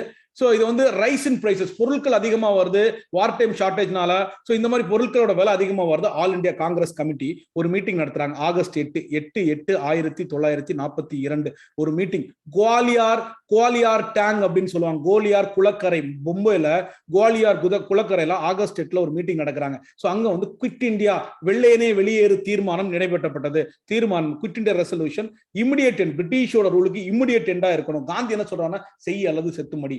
We shall either free India or die in the attempt. நம்ம அடிமையா இருக்கிறதுக்கு நம்ம செத்து போயிடலாம் அப்படின்றார். நம்ம இந்தியா விடுதலை யாரும் இல்லைன்னா செத்துடலாம் அப்படின்றார். We shall not to live in the perpetuation of slavery. நம்ம இந்த மாதிரி அடிமையா இருக்கிறதுக்கு வாழாமலே இருக்கலாம் அப்படின்றாரு. நான் வயலண்ட் ரொம்ப முக்கியங்க. நிறைய பேர் என்ன சொல்லுவாங்கன்னா, காந்தி டூ ஆர் டை அப்படின்னு சொன்னோன்னா காந்தியோட வயலன்ஸ் ஸ்ட்ரகிள் அப்படின்பாங்க. காந்தி எப்பவுமே நான் வயலன்ட்ல கிளியரா இருந்தார். வயலன்ஸ் இல்லாம தான் இருக்கணும்ன்றாரு. Non violence struggle to be launched. So but early morning அடுத்த நாள் 9ஆம் தேதி ஆகஸ்ட் 1942 எல்லா தலைவர்கள் பிரிட்டிஷ்க்கு போயிரும் இல்லையா ரகசியங்கள். ஸோ அடுத்து நீங்க தலைவர்கள் இருந்தா தானே போராட்டம் பண்ணுவீங்க. எல்லா தலைவர்களையும் அரெஸ்ட் பண்ணிடுறாங்க பிரிட்டிஷ். இந்த கேப்ல சில தலைவர்கள் வெளியே எஸ்கேப் ஆகி வராங்க. சோசியலிஸ்ட் லீடர் பார்த்தோம் இல்லையா, Jayaprakash Narayanan, Congress socialist party 1934. So right. So early morning 9ஆம் தேதி அரெஸ்ட் பண்ணிடுறாங்க. சோ இப்போ காங்கிரஸ்ல இருந்து ப்ராமினன்ட் லீடர்ஸ் எல்லாருமே ஜெயில இருக்காங்க, தலைவர்களே இல்ல. சோசியலிஸ்ட் லீடர் தான் இங்க உள்ள வந்தாங்க. குவிட் இந்தியா மூவ்மெண்ட்ல ஜெயபிரகாஷ் நாராயணன் எஸ்கேப் ஆகுறாரு. ராமானந்த் மிஸ்ராவும் ஜெயபிரகாஷ் நாராயணனும் ஜெயில இருந்து எஸ்கேப் ஆகி அவங்க வந்து ஒரு அண்டர் கிரவுண்ட் மூவ்மெண்ட் வெளியே இருந்து மக்கமா சப்போர்ட் பண்றாங்க. இந்த அருணா ஆசப் அலி அப்படின்ற இந்த பெண்மணி பயங்கரமான ஒரு போராட்டத்திற்கு வெளியே இருந்து சப்போர்ட் பண்றாங்க. இவங்களை வந்து குயின் ஆஃப் ஆகஸ்ட் ரெவல்யூஷன் அப்படின்னு சொல்லுவோம். Queen of quit India movement, queen of August revolution, ஆகஸ்ட் புரட்சி இன் ராணி என்று அழைக்கப்படுவோர். இன்னொருத்தவங்க கிளாண்டஸ்டைன் ரேடியோ, அதாவது மறைமுகமா சீக்ரெட்டா ஒரு சீக்ரெட் காங்கிரஸ் ரேடியோ வச்சிருக்காங்க. யாருன்னா உஷா மேத்தா. இந்த உஷா மேத்தா சீக்ரெட் காங்கிரஸ் அங்கங்க இருந்து பாம்பே பல்வேறு பகுதிகளில் மூவ் ஆயிட்டே இருந்து ரேடியோ டிரான்ஸ்மிட் பண்ணுவாங்க. இவங்களும் வந்து நவம்பர் 1942 வரைக்கும் இவங்களும் தொடர்ந்து செயல்படுறாங்க அப்படின்றத பாக்குறோம். சோ இங்க பிரிட்டிஷ் வந்து எல்லா வகையிலுமே இந்த ரிவால்ட்டை வந்து சப்ரஸ் பண்ண நினைக்கிறேன். ஏன்னா எல்லா இடத்துலயுமே வந்து குவிட் இந்தியா மூவ்மெண்ட், நாங்க வந்து போராடுவோம், உயிர் சாகர வரைக்கும் இருப்போம். 1000 were killed with machine guns. பாருங்க, சாவறதுக்கு ரெடியா இருக்காங்க. நாங்க இவங்க யாரும் கொல்ல போகல, இவங்க கொன்னாதான் இது வயலண்ட் மூவ்மெண்ட். சாகிறதுக்கு ரெடியா இருக்காங்க. And in some cases airplanes were used to throw bombs. நிறைய இடத்துல பாம்லாம் போடுறாங்க. என்ன கொடூரமான நிலம் என்றதை மட்டும் யோசிச்சு பாருங்க. Collective fines and collected with collective fines எல்லா டைம் அதிகமாக மக்கள்கிட்ட வந்து ஃபைன்லாம் போடுறாங்க. ஸோ காந்தி வந்து ஒரு 21 டே ஃபாஸ்ட் திரும்ப வந்து பிப்ரவரி 1943 காந்தி வந்து ஒரு ஃபாஸ்டிங் இருக்கிறாரு. உண்ணாவிரத போராட்டம் 21 பிப்ரவரி 21 நாள் போராட்டம் இருக்காரு பிப்ரவரி 1943. ஸோ அது காந்தியோட உயிரை கிட்டத்தட்ட போக ஆரம்பிச்சு. காந்தி வந்து ஜெயிலில் வந்து காந்தியை வந்து ரிலீஸ் பண்றாங்க. 1944 தான் காந்தி வெளியே வராரு. காந்தியை வந்து பிடிச்சி ஜெயிலில் வச்சிடறாங்க. ஸோ காந்தி வந்து குவிட் இந்தியா மூவ்மெண்ட்ல வந்து இருக்காரு. காந்தி வந்து அதுக்கு முன்னாடி வந்து ஜெயில இருந்து வெளியே வராரு. ஸோ திரும்ப வந்து காந்தியை வந்து 1944 வந்து Gandhi was released. Gandhi release ஆனதுக்கு அப்புறம் அவர் 1900 உடம்பே அவர் சாகர கிட்டத்தட்ட கிரிட்டிக்கலா போயிட்டாரு. காந்தி வந்து ஜெயில இருந்து ரிலீஸ் ஆகி வராரு. ஸோ அதுக்கப்புறம் குவிட் இந்தியா மூவ்மெண்ட்ல பீப்புளோட ரெஸ்பான்ஸ் எப்படி இருக்கு, இது எல்லா மக்களையும் போகும்போது மக்களும் எல்லா இடத்துலயும் அங்கங்க சண்டை போட ஆரம்பிச்சிட்டாங்க. ப்ரொட்டஸ்ட், மக்கள் வந்து ஹர்த்தால் பண்றாங்க, கடையடைப்பு, ஸ்ட்ரைக்ஸ், பிக்கெட்டிங், டெமான்ஸ்ட்ரேஷன், நிறைய போராட்டம், மறியல் போராட்டங்கள் எல்லாம். கவர்மெண்ட் வந்து எல்லாத்தையும் அடக்குறாங்க. மக்களோட என்ன பண்றாங்க, கவர்மெண்ட் பில்டிங் அட்டாக் பண்ணு, ரயில்வே ஸ்டேஷன் அட்டாக் பண்ணு, டெலிகிராஃப் லைன் அட்டாக் பண்ணு, டெலிஃபோன் அட்டாக் பண்ணு. அந்த மாதிரி என்ன அத்தாரிட்டி, பிரிட்டிஷோட அத்தாரிட்டி எது வந்து பிரிட்டிஷ் அதிகாரத்தை காட்டுதோ அது எல்லாத்தையும் அட்டாக் பண்ணாங்க அவங்களோட பில்டிங்ல. ஸோ இது வந்து மெட்ராஸ்ல வைட் ஸ்ப்ரெட் ஆயிருந்ததுங்க, மெட்ராஸ்ல அதிகமா இருந்தது. இப்போ பேரலல் கவர்மெண்ட், இடைக்கால அரசே உருவாக்கிட்டாங்க. எங்கெல்லாம் அப்படின்னா சத்தாரா, ஒரிசா, எஸ்ஓபி, யூபி, சாப் UP, Satara, Orissa, Bihar, united provinces and Bengal. இங்க சாப் யூபில இது பண்ணிட்டாங்க. சோபப்னு கூட ஞாபகம் வச்சுக்கோங்க. சோபப்லி. ஸோ இந்த இடத்துல சத்தாரா, ஒரிசா, ஸோ இங்க வந்து பீகார், யுனைடெட் ப்ராவின்சஸ் அண்ட் பெங்கால்ல வந்து ஒரு ப்ராவின்சஸ் இடைக்கால அரசு ஒன்று உருவாக்கிட்டாங்க. பேரலல் கவர்மெண்ட் வந்து உருவாக்கிட்டாங்க. Though the movement was separate, இது வந்து nationalism and the readiness of the people to இது வந்து அடக்குனாலும் மக்கள் வந்து விடுதலைக்காக உயிர் தியாகம் பண்றதுக்கு ரெடியா இருக்குன்றத பாக்குறோம். 7000 மக்கள் கொல்லப்பட்டார்கள் அண்ட் 60,000 பேர் ஜெயில போனாங்க அப்படின்றத பாக்குறோம். 7000 மக்கள் கொல்லப்பட்டாங்க. Significantly it also demonstrated the weakening of colony hegemony over the so அப்படின்னா காலனி ஹியூஜிமனியை வந்து இதை வந்து காட்டிடுச்சு. இவங்களோட அடக்குவாதத்திற்கு எதிராக மக்கள் நிக்காங்க அப்படின்றதை காட்டிடுச்சு. மெனி அபிஷியல்ஸ், போலீஸ்மேன்ஸ் வந்து நிறைய பேர் வந்து நம்ம தேசியவாதிகளுக்கு ஹெல்ப் பண்றாங்க. ஏன்னா அவங்க இந்தியர்களா இருக்காங்க. அது மட்டும் இல்ல, ரயில்வே லோகோமோட்டிவ் இன்ஜின் டிரைவர்ஸ் இருக்கக்கூடியவங்க, பைலட்ஸ் எல்லாம் வந்து பாத்தீங்கன்னா பாம்ஸை வந்து டிரான்ஸ்போர்ட் பண்றாங்க ப்ரொட்டஸ்டர்ஸ்க்கு. இது வந்து காந்தி வயலண்டா சொல்லவே இல்லை. காந்தி வந்து 1942 காலையில அரெஸ்ட் பண்ணிட்டாங்க. அவர் அப்ப சொல்ல நான் வயலன்ஸ் தான். அவர் இல்ல, வெளியே வந்து அது வயலன்ஸ் ஸ்ட்ரைக்கா மாறிடுச்சு. வேற வழி இல்ல, செத்துருவோம் அப்படின்ற மாதிரி இது போராட்டமா மாறிடுச்சு. மக்கள் வந்து போராட ஆரம்பிச்சிடறாங்க. பீப்புள் வந்து ஒவ்வொரு இடத்துலயும் போராட்டம் பண்ண ஆரம்பிக்கிறாங்க. பாம் எல்லாம் வந்து சப்ளை பண்றாங்க. ஸோ அடுத்தது இன்னொரு பார்ட் வந்து பாத்தீங்கன்னா விடுதலைக்கு சுபாஷ் சந்திர போஸ் ரொம்ப முக்கியமான ஒரு தலைவர். நேதாஜி சுபாஷ் சந்திர போஸ் அப்படின்னு சொன்னாலும் எல்லாருக்கும் ஒரு வீரம் வரும். ஏன்னா ஏன் வந்து நேதாஜி சுபாஷ் சந்திர போஸ் ரொம்ப பெரிய ஐடியலா ஃபாதர் ஆஃப் த, அவர் தான் காந்தியை வந்து ஃபாதர் ஆஃப் த நேஷன் சொல்றாரு. ஏன்னா இவரோட ஐடியாலஜி வந்து பாத்தீங்கன்னா ஒரு நான் அஹிம்சா மெத்தட், நம்ம ரத்தத்துக்கு ரத்தம் அப்படின்ற மாதிரி. ஆனா இவரோட ரோல் ரொம்ப முக்கியமான ரோலுங்க. சுபாஷ் சந்திர போஸ் ஏன்னா அவர் சொல்ல give me blood I will give you freedom, ரத்தம் கொடு நான் சுதந்திரம் கொடுக்குறேன் அப்படின்ற வழியே இல்லை அப்படின்றார். சுபாஷ் சந்திர போஸ் காங்கிரஸ்ல இருந்து எழும்பி ஃபார்வர்ட் பிளாக் போனவரை அரெஸ்ட் பண்ணி ஜெயில வச்சிடறாங்க, ஹவுஸ் அரெஸ்ட்ல வச்சிடறாங்க. சோ அவர் என்ன பண்றாருன்னா, பிரிட்டிஷ் அட்டாக் பண்ணா பிரிட்டிஷோட எனிமிட்ட தான் நம்ம போகணும். அவர் 1941 அப்படியே ஆள் மாறாட்டம் எல்லாம் பண்ணி எஸ்கேப் பண்ணிடுறாரு. ஆள் உருமாறி மாறு வேஷம் போட்டு எஸ்கேப் ஆயிடுறாரு. ஆப்கானிஸ்தான் போய் சேர்ந்துடுறாரு. ஸோ அவர் வந்து என்ன நினைக்கிறாருன்னா, நம்ம சாவியட் யூனியன்ல போய் சப்போர்ட் கேட்டா நல்லா இருக்கும் அப்படின்னு. ஆனா சாவியட் யூனியனே இவங்க அட்டாக் பண்ணனால சாவியட் யூனியன் பிரிட்டிஷ் கூட அலைட் பவர்ஸ் கூட சேர்ந்துருச்சு. இப்போ அவர் வர வழி இல்லாம அவங்களோட எதிரி ஆக்சிஸ் பவர் கூட போய் கேட்கிறாரு, ஜெர்மனிட்ட போய் கேட்கிறாரு. ஜெர்மனில ஹிட்லர் இருக்காரு, அங்க சப்போர்ட் பண்ண முடியல. சோ அங்க இருந்து அவர் ஜப்பான் போறாரு. ஒரு பிப்ரவரி 1943 ஒரு சப்மரைன் மூலமா அவர் ஜப்பான் போறாரு. ஒரு நீர்மூழ்கி கப்பல் மூலமா ஜப்பான் போயிறாரு. அங்க ஜப்பான்ல ஏற்கனவே இருக்கக்கூடிய பர்மா, மலையாள இருக்கக்கூடிய இங்க ஜப்பான்ல இருக்கக்கூடிய சோல்ஜர்ஸ், இந்தியனோட கைதிகள், இவங்க எல்லாருமே சேர்த்து வச்சு அவர் இந்தியன் நேஷனல் ஆர்மி ஆரம்பிக்கிறாரு. அதுக்கு முன்னாடி ஆனந்த் மோகன் போஸ் அப்படின்றவர் சிங்கப்பூர்ல இந்தியன் இண்டிபெண்டன்ஸ் லீக் அப்படின்றது ஒண்ணு வச்சிருக்காரு. அதை சேர்த்தா இந்தியன் நேஷனல் ஆர்மின்னு மாத்துறாரு. இந்த கேப்டன் வந்து யாருன்னா கேப்டன் லக்ஷ்மி சகால் அப்படின்றவங்க தான் கேப்டனா இருக்காங்க. சோ இவங்க ஆசாத் ஹிந்த் ஃபௌஜ் அப்படின்றத இவங்க ஹெட் பண்றாங்க. அதாவது இந்தியன் நேஷனல் ஆர்மி தான் ஆசாத் ஹிந்த் ஃபௌஜ். கேப்டன் லக்ஷ்மி சகால் வந்து பாத்தீங்கன்னா ஒரு தமிழ்நாட்டை சேர்ந்தவங்க. இவங்க தான் அப்துல் கலாம் ஐயாவுக்கு எதிராக இவங்க வந்து பிரசிடென்ட் எலெக்ஷன்ல நின்னவங்க, கேப்டன் லக்ஷ்மி சகால். சோ இதுக்கு முன்னாடி யார் ஆர்கனைஸ் பண்றாங்கன்னா ஜெனரல் மோகன் சிங். சோ இவங்க யார் மூலமா யாரெல்லாம் வச்சு பண்றாங்கன்னா Indian prisoners of war with support of Japanese in Malaya and பர்மால இருக்கக்கூடிய இந்தியன் பிரிசனர்ஸ் எல்லாருமே வச்சு இவங்க வந்து இந்தியன் நேஷனல் ஆர்மி ஆரம்பிக்கிறாங்க. சோ இங்க இவர் வந்து ஒரு 4 படம் வச்சிருக்காங்க. ஒன்னு வந்து இங்க 3 பிரிகேஜஸ் கொடுத்துறேன், 5 பிரிகேஜஸ் நான் சொல்றேன். ஒன்னு வந்து காந்தியோட பேர்ல படைப்பிரிவு, ஒன்னு நேரு அவங்க மேல அவ்வளவு பாசம் வச்சிருக்காரு. இன்னொன்னு உமன் பிரிவு, அது வந்து ஜான்சி ராணி. இன்னும் 2 பிரிவுகள் இருக்கு. ஒன்னு வந்து சந்திரசேகர் ஆசாத், இன்னொன்னு வந்து அவரோட பேர்ல இருக்கு, சந்திரசேகர் ஆசாத் அண்ட் சுபாஷ் சந்திர போஸ் பிரிகேட். இந்த மாதிரி 5 பிரிவுகளா இருக்கு. சோ இதுல நம்ம புக்ல 3 தான் கொடுத்திருக்காங்க. இந்த ஜான்சி ராணியோட படைப்பிரிவுக்கு தலைவி தான் கேப்டன் லக்ஷ்மி சகால் தான் அதோட தலைவியா இருக்காங்க அப்படின்றத பாக்குறோம். சோ இதுதான் சுபாஷ் சந்திர போஸ். இந்த சுபாஷ் சந்திர போஸ் என்ன பண்றாரு, இந்த ஆர்மி எல்லாம் கூப்பிட்டுட்டு அட்டாக் பண்றதுக்கு கோஹிமா வரைக்கும் வந்துடுறாரு. கோஹிமா நாகாலாண்டை கேப்சர் பண்ணாரு. டெல்லி சலோ அப்படின்னு சொல்லி அவங்க வராங்க. ஆனா டெல்லியே கேப்சர் பண்ண முடியல. இந்த கோஹிமால வரும்போதே ஜப்பான் மேல ஹிரோஷிமா நாகாஷிமா மேல பாம்பு போயிடுச்சு. ஜப்பானோட சப்போர்ட்டும் போயிடுச்சு. அவங்களுக்கு கிளைமேட்டிக் கண்டிஷன்ஸ் அவங்களுக்கு ஒத்து வரல. அவங்க எல்லாருமே சரண்டர் ஆயிட்டாங்க. அவங்க எல்லாருமே அரெஸ்ட் பண்ணிட்டாங்க அப்படின்றத பாக்குறோம். சுபாஷ் சந்திர போஸ் வந்து பிரிட்டிஷ்ல இங்க சிங்கப்பூர்ல இருக்கும்போதே ப்ரொவிஷனல் கவர்மெண்ட் வந்து ஃபார்ம் பண்ணிட்டாரு. Provisional government of free India in Singapore. சிங்கப்பூர்ல வந்து அவர் ப்ரொவிஷனல் கவர்மெண்ட் வந்து ஃபார்ம் பண்ணிட்டாரு. அவர் வந்து ஒரு ஸ்லோகன் கொடுக்குறாரு, டெல்லி சலோ, டெல்லியை நோக்கி பயணம் செய். சோ இது வந்து Japanese forces. So INA was deployed as a INA வந்து பாத்தீங்கன்னா இன்டர்நேஷனல் ஆர்மி ஜப்பானோட ஒரு படை பிரிவாக வருது. However, defeat of ஜப்பான் தோக்கடிச்சிட்டாங்க ஹிரோஷிமா நாகாசாகி போறனால ஐஎன்ஏயோட அட்வான்ஸ் வர முடியல. சுபாஷ் சந்திர போஸ் வந்து ஒரு ஃபிளைட்ல வந்து அவர் வந்து டோக்கியோவில் அவர் டோக்கியோ போறக்கூடிய ஃபிளைட் வந்து பாத்தீங்கன்னா இதாயிடுச்சு, வெடிச்சிருச்சு அப்படின்னு சொல்றாங்க. ஸோ அவர் இறந்ததா சொல்லப்படுது. ஸோ அதுல வந்து அவரோட இதுக்கு ஒரு எண்டு போடப்படுது அப்படின்றது. தைவான் டு டோக்கியோ போகக்கூடிய ஃபிளைட்ல வந்து அவர் இறந்துறதா சொல்லப்படுது. So British government arrested INA officers and எல்லாருமே ஐஎன்ஏ ஆஃபீஸர் அரெஸ்ட் பண்ணி அவங்களை வந்து ரெட் ஃபோர்ட்ல ட்ரையலுக்கு கூட்டு போறாங்க. அவங்களுக்கு வந்து இங்க விசாரணை நடக்குது ரெட் ஃபோர்ட்ல. ஸோ எல்லா இடத்துலயுமே பிரிட்டிஷ் இங்க வந்து இந்தியன் நேஷனல் ஆர்மிக்கு வந்து பயங்கரமா சப்போர்ட் கொடுத்துட்டு இருக்காங்க. ஸோ இவங்களை எல்லாருமே வந்து செங்கோட்டையில வந்து விசாரிக்க போறாங்க.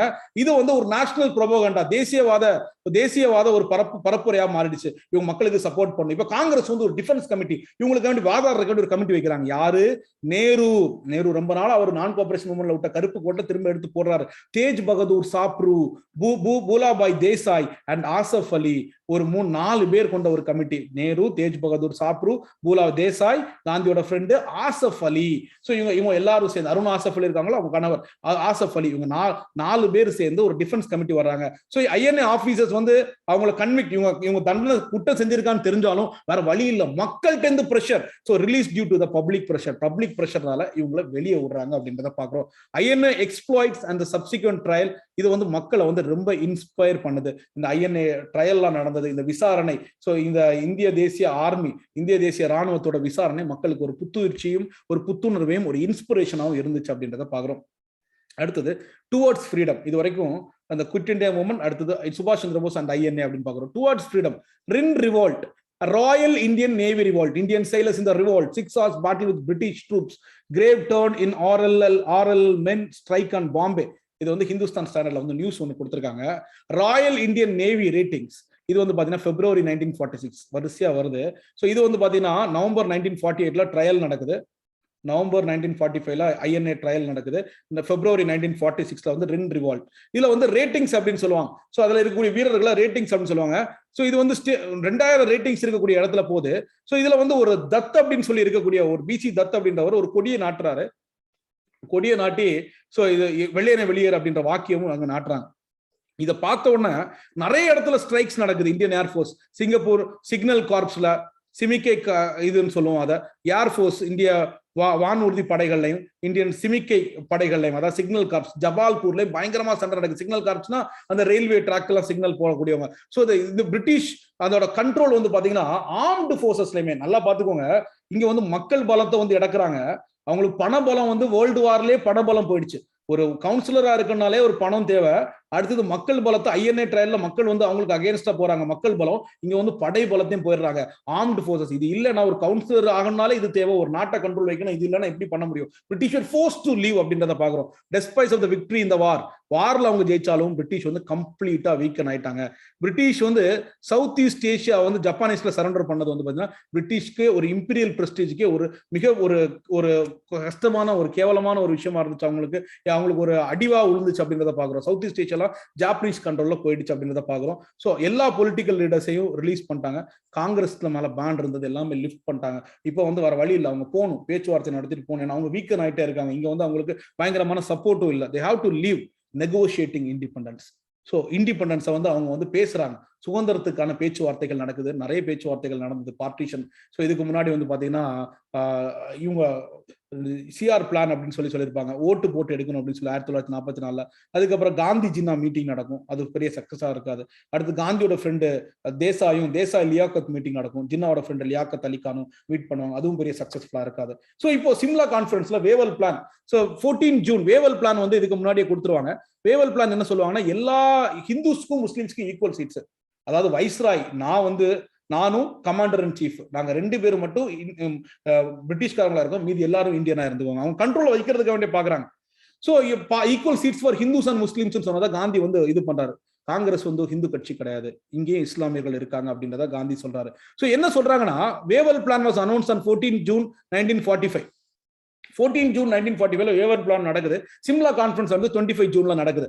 So இது interim government with equal number of Hindus and Muslims in viceroy executive council. வைஸ்ராயோட எக்ஸிகியூட்டிவ் கவுன்சில்ல ஹிந்துஸும் முஸ்லிம்ஸ் ஈக்குவலா இருக்கணும். இது வந்து all portfolio except war portfolio வந்து இந்தியன் மினிஸ்டர்ஸ் கண்ட்ரோல்ல இருக்கும் அப்படின்னு சொல்றாரு. அதாவது நானும் வைஸ்ராயோ கமாண்டர் சீஃப் மட்டும்தான். சிம்லா கான்ஃபரன்ஸ்ல காங்கிரஸ் வந்து இந்த அக்ரிமெண்ட்டுக்கு வரல. நாங்க வந்து ஒரு ஹிந்து கட்சி கிடையாதுங்க. Equal number of members of ஹிந்துஸ்னு அவர் காங்கிரஸ் சொல்றாரு. Jinnah declared that all the Muslim members should be the Muslim League and they should have a veto on. இவர் என்ன சொல்றாருன்னா எல்லா முஸ்லீம் மெம்பரும் முஸ்லீம் லீக்ல தான் வரணும். அவங்களுக்கு வீட்டோ பவர் இருக்கணும் அப்படின்றாரு. அவங்களுக்கு ஏதாவது ஒரு ரத்து அதிகாரம் இருக்கணும். முக்கியமான நிகழ்வுல அவங்களுக்கு ரத்து அதிகாரம் இருக்கணும் அப்படின்றாரு. சரி, ஒரு கேபினெட் ஒரு எலெக்ஷன்ஸ் ப்ரொவிஷனல் எலெக்ஷன் 1946ல காங்கிரஸ் வந்து நிறைய சீட்டை ஜெயிச்சது.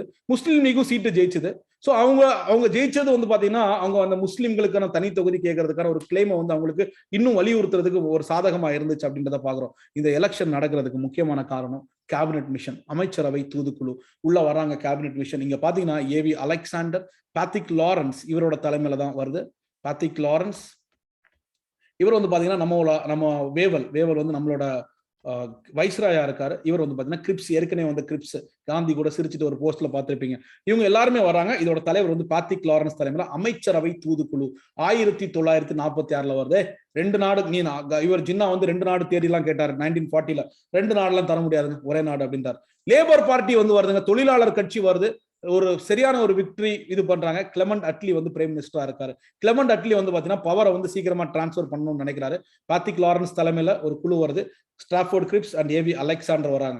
சோ இந்த டிமாண்ட் ஃபார் பாகிஸ்தான் 2 நாடுலாம் வேண்டாங்க, ஒரு ஃபெடரல் ஒரு கூட்டாட்சி, அதுல defence, external affairs and communication, foreign affairs and communication. So இது மட்டும் ஃபெடரல் கவர்மெண்ட் ஒரு சென்ட்ரல் கவர்மெண்டோட கண்ட்ரோல்ல இருக்கும். ப்ராவின்சஸ் வந்து 3ஆ டிவைட் பண்றாங்க அப்படின்றாங்க. ஒன்னு வந்து non Muslim majority provinces, Muslim majority provinces in north western and இங்க வந்து north west Muslim majority provinces in north east. அதாவது இங்க பெங்கால்ல வந்து முஸ்லீம் மெஜாரிட்டி ப்ராவின்சஸ் 2 சைட்ல நார்த் வெஸ்ட்ல நார்த் ஈஸ்ட்ல. இன்னொன்னு வந்து பாத்தீங்கன்னா நான் முஸ்லீம் மெஜாரிட்டி ப்ராவின்சஸ், இஸ்லாமியர்கள் இல்லாதது. இது முஸ்லீம்கள் இருக்கக்கூடியது, இது இஸ்லாமியர்கள் இல்லாதது. இப்படி 3ஆ பிரிக்கிறாங்க. A constituent assembly ஒரு அரசியல் அமைப்பை உருவாக்கும் குழு வந்து எலெக்ஷன் மூலமாக தேர்ந்தெடுக்கப்படும். அந்த எலெக்ஷன் ஒரு இடைக்கால அரசையும் செட்டப் பண்ணும், ஒரு இன்ட்ரீம் கவர்மெண்டை செட்டப் பண்ணும் அப்படின்னு சொல்றாங்க. எல்லா மக்களுக்கான ஒரு பிரதிநிதித்துவம் அங்க இருக்கணும் அப்படின்னு சொல்றாங்க.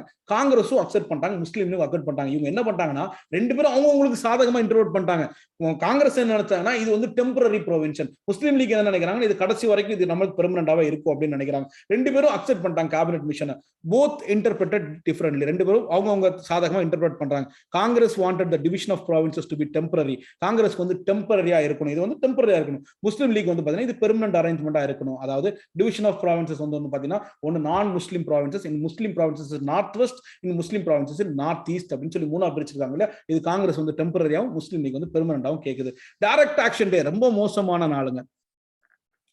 எலெக்ஷன் நடக்குது, எலெக்ஷன்ல ஜெயிச்சிடறாங்க, காங்கிரஸ் அதிகமான சீட்டு ஜெயிக்கிறாங்க.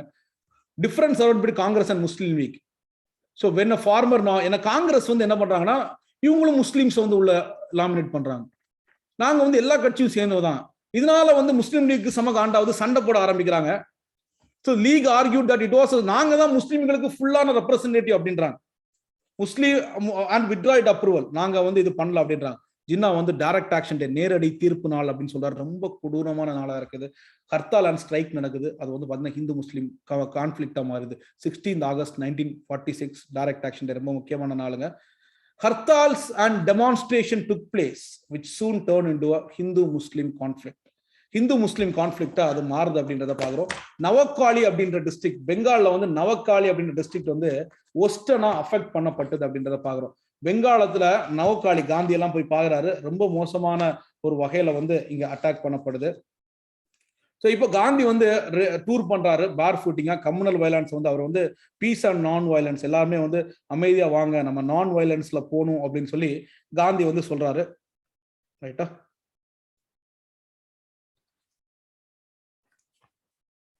இதுல வந்து ரோல் ஆஃப் சோஷியலிஸ்ட் பத்தி பார்த்தோம், 2 hour die call by Gandhi பத்தி பார்த்தோம், கிரிப்ஸ் மிஷன் பத்தி பார்த்தோம், இண்டிவிஜுவல் சத்தியாகிரகா பத்தி பார்த்தோம். ஸோ இதுல வந்து ஹிந்துசம் அண்ட் கம்யூனலிசம் பத்தி பார்த்தோம்.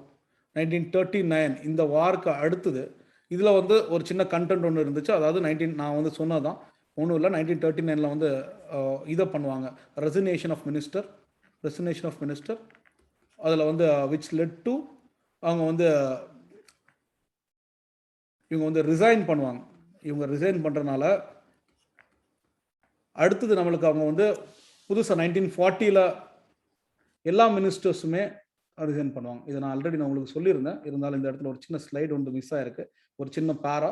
ஸோ அந்த மினிஸ்டர்ஸை வந்து ரிசைன் பண்ண சொல்லுவாங்க, கட்டாயமாக நீங்கள் வந்து எல்லாருமே ரிசைன் பண்ணுவாங்க. காரணம் என்ன அப்படின்னா எங்களுக்கு வந்து சப்போர்ட்டிவாக வந்து இவங்க இல்லை, இவங்க எங்கிட்ட கேட்காமலே இது பண்ணிட்டாங்க அப்படின்றத நான் ஆல்ரெடி சொல்லியிருந்தேன் அதை. ஸோ அதில் தான் டே ஆஃப் டெலிவரன்ஸ் என்ன ஒரு பாயிண்ட் அப்படின்னா இது சொல்கிறதா சொன்னேன். அக்டோபர் 22 வந்து ரிசைன் பண்ணுவாங்க. முஸ்லீம் லீக் வந்து பார்த்தீங்கன்னா டிசம்பர் 22 டே ஆஃப் டெலிவரன்ஸ் அப்படின்னு சொல்லி கொண்டாடுவாங்க. டே ஆஃப் டெலிவரன்ஸ் அப்படின்னா விடுதலையின் நாளாக கொண்டாடுவாங்க. டே ஆஃப் டெலிவரன்ஸ் அப்படின்னு சொல்லி முஸ்லீம் லீக் கொண்டாடுவாங்க. ஸோ அது மட்டும் இல்லை, 1940 வந்து பார்த்தீங்கன்னா 2 நேஷன் அப்படின்றத ஜின்னா கேட்பார், 2 நாடு அப்படின்றத ஜின்னா கேட்பார். ரைட்டா, ஸோ ரைட்.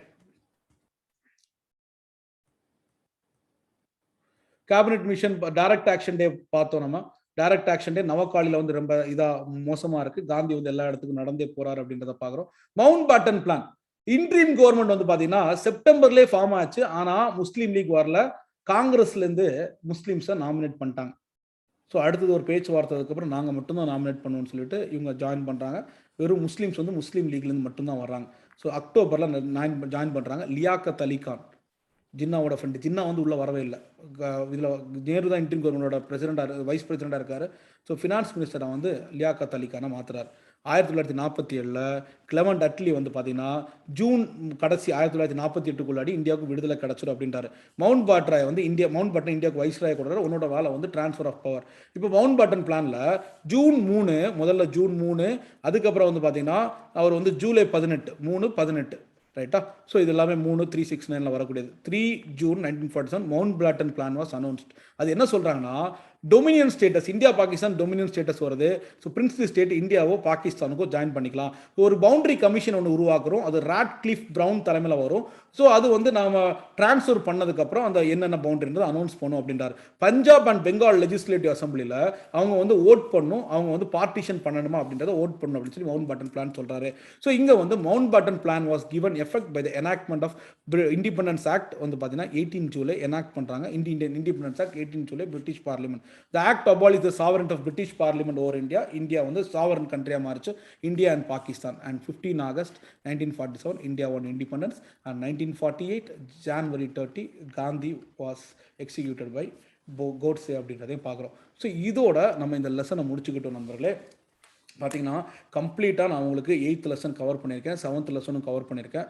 ஸோ நீங்கள் வந்து இதை வந்து திரும்ப பாருங்கள், பார்த்து திரும்ப ஒரு வாட்டி ரிவைஸ் பண்ணுங்கள். இதை பார்த்துட்டு கிளியராக பார்த்ததுக்கப்புறம் 12th ஸ்டாண்டர்ட் உள்ள வீடியோஸ் பாருங்கள். ஸோ அதுவும் வந்து உங்களுக்கு யூஸ்ஃபுல்லாக இருக்கும். அனைவருக்கும் நன்றி நண்பர்களே. மீண்டும் ஒரு முறை சந்திப்போம். So thank you all, thank you so much.